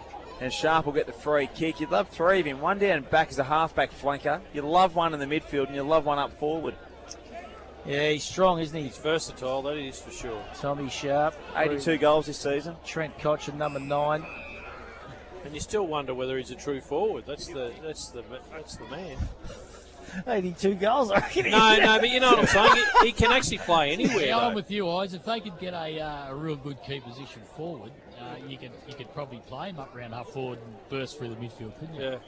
Yeah, they need another forward, don't they? Another target. Where's the big fella? He's playing next year, they reckon. Yeah, Wilson. They reckon he'll play next year. Okay. If they can get him, if they could snag another one out of the SANFL, it'd be. Well, imagine, I'd imagine the Tigers, they'll probably identify maybe Harris Jennings as one of those players that look forward. He's a tallish sort of player that can be a bloke that can run off a half back line. Leopold? Leopold. Connor Giddings is another Tiger that's playing at Leopold. So they've got a few that no doubt they'll ask a question. He hasn't seen Willie White there, Bex. He ignored him. He just ignored him, did he, Braden? He said, I don't know you. Here comes Willie White. Oh, he's been great, little Will. Have a look at that. He uses it, doesn't he? Beautiful play to Nicky Thompson, the skipper. He said, I got it anyway, Bex. He's going to tell him. Yeah, he is. He said, next time give it to me, I'll make your job a bit easier. I'll make you look good, son. Nick Thompson passes off to Cal. Cal's been magnificent as well. And he's going to go back. He's going to take his best effort. This is probably Hilly's favourite player. For going I do like the smell, Cal. Not a bad cricketer in his own right too, Sammy. Good story, Cal. He'd be getting on a bit. Yeah. And he's been a really important player for South Warrnambool. He played in their flag in 2011. Been around a there you while. go. So Sammy Kelly comes in, kicks on its way, strikes it good, floating back. Dutchy Holland says, straight over my head, out of bounds on the full. He'd be the only 2011 Premiership player, wouldn't he? Yeah, would have thought. Oh, Nick Thompson. Nick Thompson. Oh, of course. Yep, Nicky Thompson. So Portland, they've only scored the one this quarter. They scored 2 for the game, to be honest. So here we go, trying to conjure something up here. Deeper defensive 50. At least they're running the game out. Over the back of the pack now. That's Richardson. Sells a little bit of candy there. Goes inboard to Jenner. Squares it up to Huppets. Huppets now kicks. Nice kick. Looks for Malcolm. Good fist away by Isaac Thomas. Gets it to Mullen. Mullen gets it out in front of Henderson. Running on to meet it, though, was Thompson. Back to Henderson. Hooter. High up and under, looking for Kelly. Hampshire guys early. Free kick. It's going to be play on advantage. He's got Braden Bex on. Handball just misses the target. Bex is good enough to get it. Little chip in the pocket. Just goes out of bounds on the full. Misses Willie White. And the architect, Dutchy Holland, says out of bounds on the full. Free kick. Portland. It'll go to Joshy Jenner. 78 points to the margin, 17 minutes gone. Final term action brought to you by Harvey Norman Warrnambool Computers. Stevie Walker and the team do all your computer and laptop and good crew out there, gaming Harvey needs. Great crew out there, and one-stop shop for all your technology, mobile phones and the like as well. So 13-15 to 2-3. It's been a day that's just been dominated by the Roosters. They've just mauled and bullied. They've been the big brother on this occasion. And Rantel will go inside forward 50. Watch for Weir, just lurking, one-on-one. Edwards got the front position. Proctor trying to do some nice work. A little soccer there, and Will White, cheeky little shot at goal and hit the post. Just shaved it. Yep, shaved it by whisker. Absolute whisker, and a minor score. So 13-16, 29 scoring shots to 5. That's been the story. Here's Curtis, loved his year, been a great recruit for the Tigers. Jennings, young superstar, one of the best under 21 players in the comp. Jennings and Curtis, not his best on that occasion. They work it to the boundary line, the Tigers. Bex tries to paddle it forward. Jennings spins out of trouble. Geez, he's got some tricks, young Jennings. Centres a kick, and Lawal almost chopped it off. There's Wye, Galashin, got it to Irving. Maxi goes short, unselfish, out in front of Weir. Read by White, left foot snap, goal! All right, that one from Wilbur. If you don't mind, boys. Lucas Brothers snag of the day. I reckon that's nearly the best goal we've seen all afternoon. And Willie White kicks his second of the day. Been good, the kid, hasn't he? He gives him something big time, doesn't he, Will White? He's just been good from the first bounce, too. His first quarter was electric. And Uncle Ash didn't mind that one at the Cobden bar as well. Uncle Brad as well, they like that one. I don't reckon we would have seen Couchy kick too many from that pocket. Ash looks like he's been in the solarium too, the big fella. Oh, He's got the spray tan happening, the big boy. Was it Southwest Washers or something now, the new business entity? You're looking for your garden way or whatever pressure hose, Ash Couch is your man. So we've ticked over 19 minutes in the final term here. And it's all the Roosters. 14-16, 100. Portland 2-3-15. It's on the Shojan Rock Hard concrete scoreboard. Huppets has tried hard. He's Portland's best. Mark him down. Who you thinking Matthews Battalion, boys? Well, I think Hills. Will White's been good too. Yeah, number 8 for mine. I know he's spent a bit of time off the ground, but he's still set it up Kelly? there. Kelly's been good. Hey, just one for you guys. When you talk about Will White, you've also They've got the other little fella in Max Irving. Irving. So is it one or the other with them when South get a couple back? I'd like to have them both on the Reed Oval, Poss. Yep. It's going to be a selection. Providing they get there, of course. Selection dilemma is going to be the key, isn't it? Here, you know, because they're going to have some players that are obviously going to be coming back over the next few weeks. We've touched on that. And Max offers something different. He offers a whole lot of grunt, I reckon, when he's up and going. Got a bit of spunk about him. So the ball's on that far outer side now. Here they go, the Tigers. Texie Mitchell, long kick. Good fist away that time, but reading it better there was McIntyre, and he runs into goal and kicks the third of the afternoon for the Portland Tigers. They go to 3-3-21. They trail the Roosters 14-16-100, but a little bit of late consolation there for McIntyre. Yes, open forward line, good use of space, eyes, and good to see him get another little goal on the board there, the Tigers. Oh, absolutely it was. Just going back to your question, Poss, it's an interesting one, isn't it? Because it depends on what players become available too, because you can't fit them all in. But I reckon what gave Maxi Evan a big tick, about a month ago, remember they had 11 changes, South?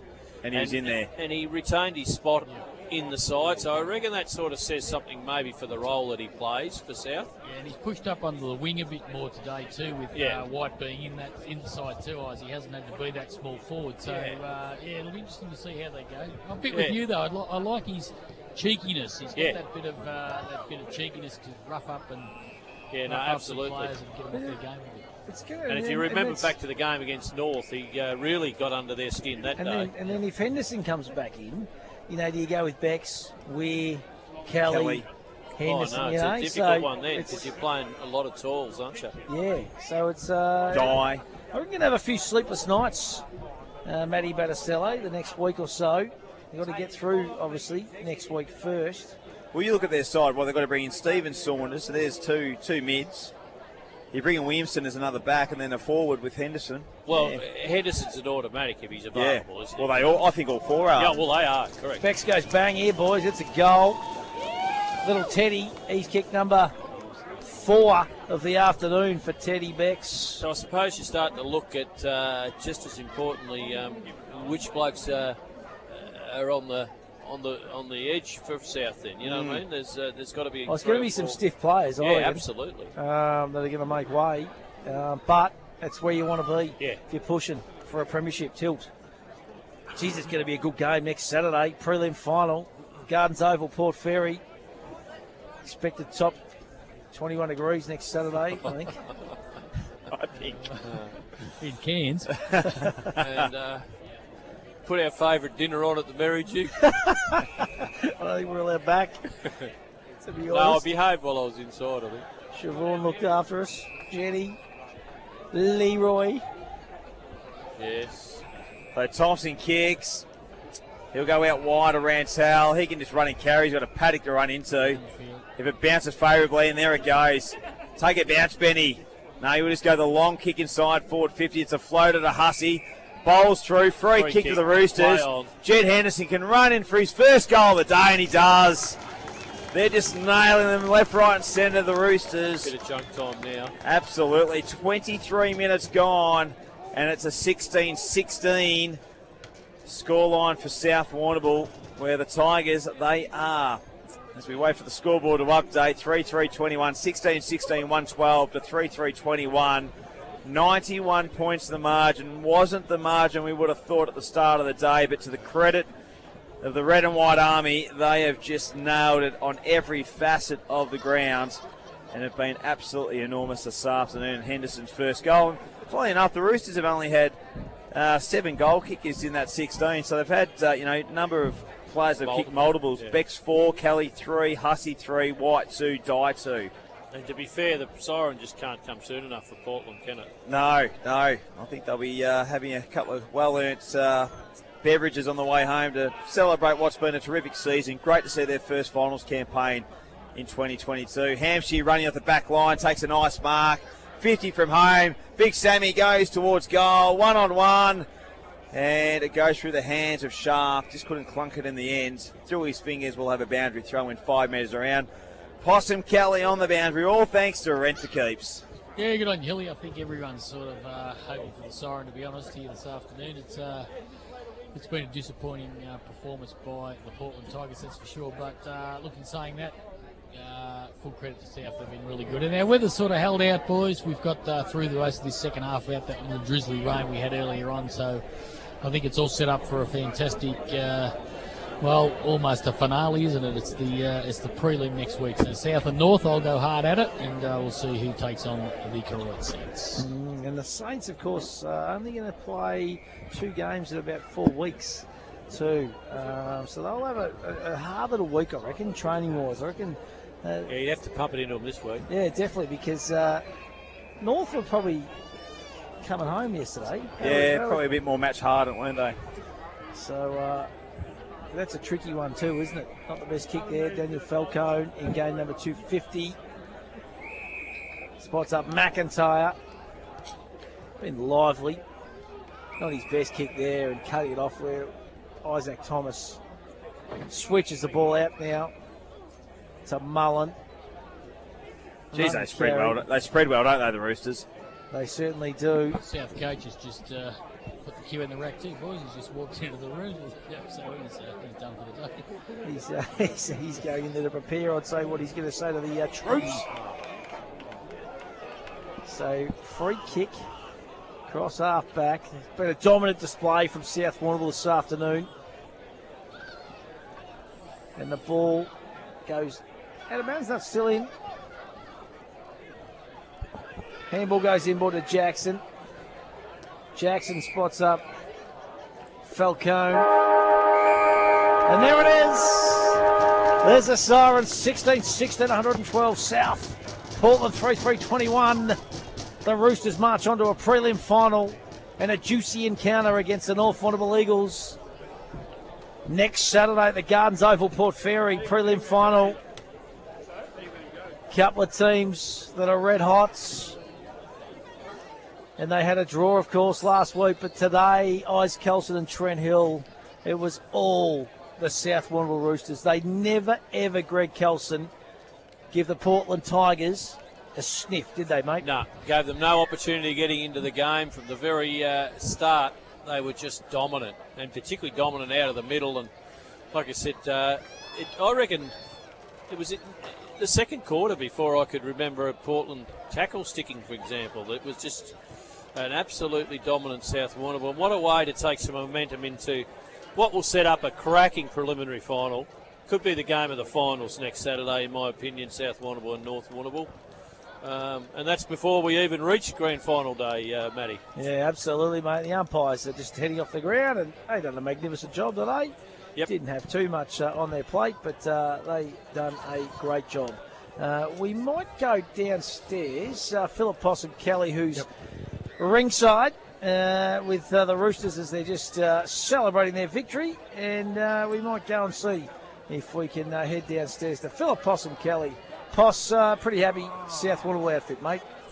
Yeah, they are indeed, boys. We're going to get Jack Dye over for a chat, just one of the newies to the competition. So we'll have a quick chat to Jack, mate. Pretty comprehensive performance. I guess you didn't come here today expecting to win that easy, and it was a really polished effort by you boys. Yeah, it definitely was. That day we played them at the friendlies, probably was that 3-4 weeks ago now. We knew we had to get off to a good start. Portland, they're a very run and gun side on the outside, and we had to really nullify that in the first quarter. And that first quarter set it all up for us, really. A lot of forward entries, and we talked about it pre-game. We had to be on first bounce, and that's what we did. And mate, you earned the second chance, and you've had to use it today, so you've spent the ticket, but you get another chance against North next week, and you've got some boys to come back into the side too, so there's going to be some stiff boys to miss out. But I guess when you get to this situation, that's what happens. It's your depth comes to the fore, and there's always going to be some hard luck stories, and maybe there have to be some big calls next week. Well, that's it. Yeah, we could see in the seconds yesterday at the friendlies. We had a couple of the senior boys miss out, but that's all part of it. Obviously, you got a senior side that everyone's coming fit at the right time, and like you said, there's going to be some hard luck stories come next week. But we're just got to get our bodies right and have a good game against North next week. Good on you, mate. I don't think the boys realise you're actually out here, so we might get out and sing the song. So, look, congratulations and all the best for next week. Cheers, thank you. Good on you, boys. They actually spotted him now, I think. So we'll go in and we'll get the song, boys. Get in there, Poss. I want you front and centre today, big fella. Moving well, two-side winder downstairs. And, like a 2-year-old. He's looking sensational. The Roosters would be very, very happy with what has transpired today, and they've got plenty of upside. They've got some players to come back into this outfit. As I keep saying, if you were the North Warrnambool Eagles sitting here, Adam Dowie would have studied this game closely, but I just love the pressure acts today for mine. It was just up from the start, and they were just all over them. South Warrnambool to start this contest. Yes, they were, Matt. They smothered them, didn't they? They did. They just absolutely just played the game on their terms, to be honest, all day. And I think, too, what I thought was impressive by the Roosters, they really drew on the Portland Tigers' strength, their midfield. Malcolm and obviously their work around the stoppages and their centre breaks, centre clearances and so forth. They just didn't give them a chance. They suffocated them around the ball. Yule got a lot of it. When they got it, they kicked with a lot of purpose, put them under pump with their 3 big key forwards. And obviously you get... we're out of probably the top 3 as we go to the song. Where's in my Southerners? Southerners are we? Where's in his spirit's heart? To my South Premier team. Where's is his together? Red and white are we? We'll fly our flag so proud and hot. The friendly society. Oh, beautifully worked there by the Roosters. But as I was saying, singing along with it. Actually, big fella was, I reckon, because young Oscar plays up the Roosters, so he knows the song pretty well. He's a Red Army I'm man. on the Army, mate. I'm just waiting to pull the red jacket out at some point in time.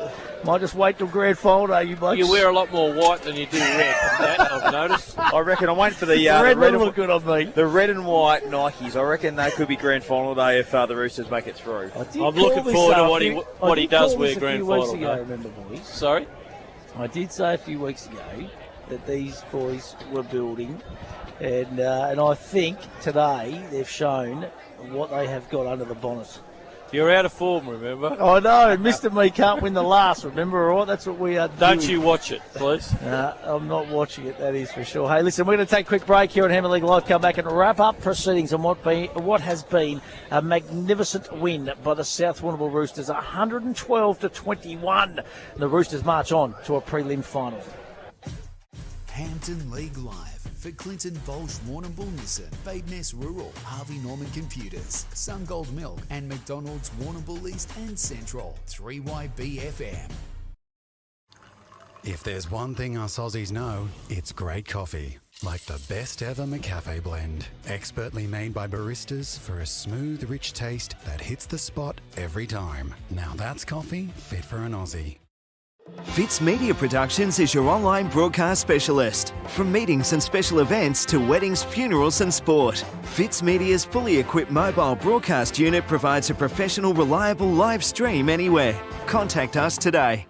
Woohoo! The footy's back, bigger and better than ever. Just like the boys at Peter Bolsh Bridgestone, now offering full logbook servicing and mechanical. With tyres starting from $60 and zip pay available. Why go anywhere else? Peter Bolsh Bridgestone, Ferry Street. The Country Care Dental team listen, care and explain so you know you're in good hands. From no-gap cleaning to advanced procedures, they'll look after you. Open 8 to 7 weekdays in Hamilton and Camperdown. countrycaredental.com.au. From trees to traffic, Carter Group is the home of fully trained arborists, offering tree removal, trimming and lopping of trees, along with on-site traffic management planners and high-quality traffic management. Visit cartergroup.com.au. When building a new home, the first place to go is Greens Bricks and Windows. They stock PGH Bricks trend windows and doors with double glazing to all styles. Make the right choice. See Greens Bricks and Windows, 7 Robson Street, Warrnambool. I'm Roma Britnell, your local Member of State Parliament. I'm working hard for you and for the South West Coast region to make sure we have a vibrant and prosperous place to live and work. I want to know what matters most to you, to hear your ideas on how to make South West Coast even better. You can email me, catch me on social media, or visit my office in Liebig Street. I'm here to work for you. Authorised by Roma Britnell MP, 94 Liebig Street, Warrnambool, funded from parliamentary budget. You gotta get down to Pontings, they're the expert crew, who are always here for you. It's where the locals go, and the tradies know. You gotta get down to Pontings. We've got ya. Time to get up, time to walk to the bus stop, open up the shop, time for you, time for me, love and everything you see. The sun is up, time to take on the world this time. Time to wake up, time to climb to the top. Welcome to the world where the sun is always gold and it's waiting just for you. Time to get into life where the sun is always gold. Sun don't. 3 steps: design, plan and construct. Smith & Son Renovations and Extensions take care of all 3 steps to provide you with a smooth and cost-effective process. See Nathan and the team at Smith & Sons, Ferry Street, quality builders and reno specialists. Did you know that Badeness Rural have 3 agronomists and an experienced in-store team to help service the needs of their clients? With the right advice and the latest in agriculture technology, they provide a tailored service specific to your farm needs. Helping you boost production and keeping costs in check is what they do best. From on-farm agronomy to decades of expertise in-store to help you get the best results. Call in and see them today. Badeness Rural, corner Raglan Parade and Caramit Road, Warrnambool. Peter, the chicken, lamb, pork and beef eater has all your fresh meats ready to go. And small goods handmade on the premises daily. Yeah! Find Peter, the chicken, lamb, pork and beef eater at Lucas Brothers Butchers with easy, convenient drive-through. Corner of Banyan and Lava Streets, Warrnambool. On 3YB FM, this is Hampden League Live for Harvey Norman Computers, Carter Group and Peter Bolsh Bridgestone.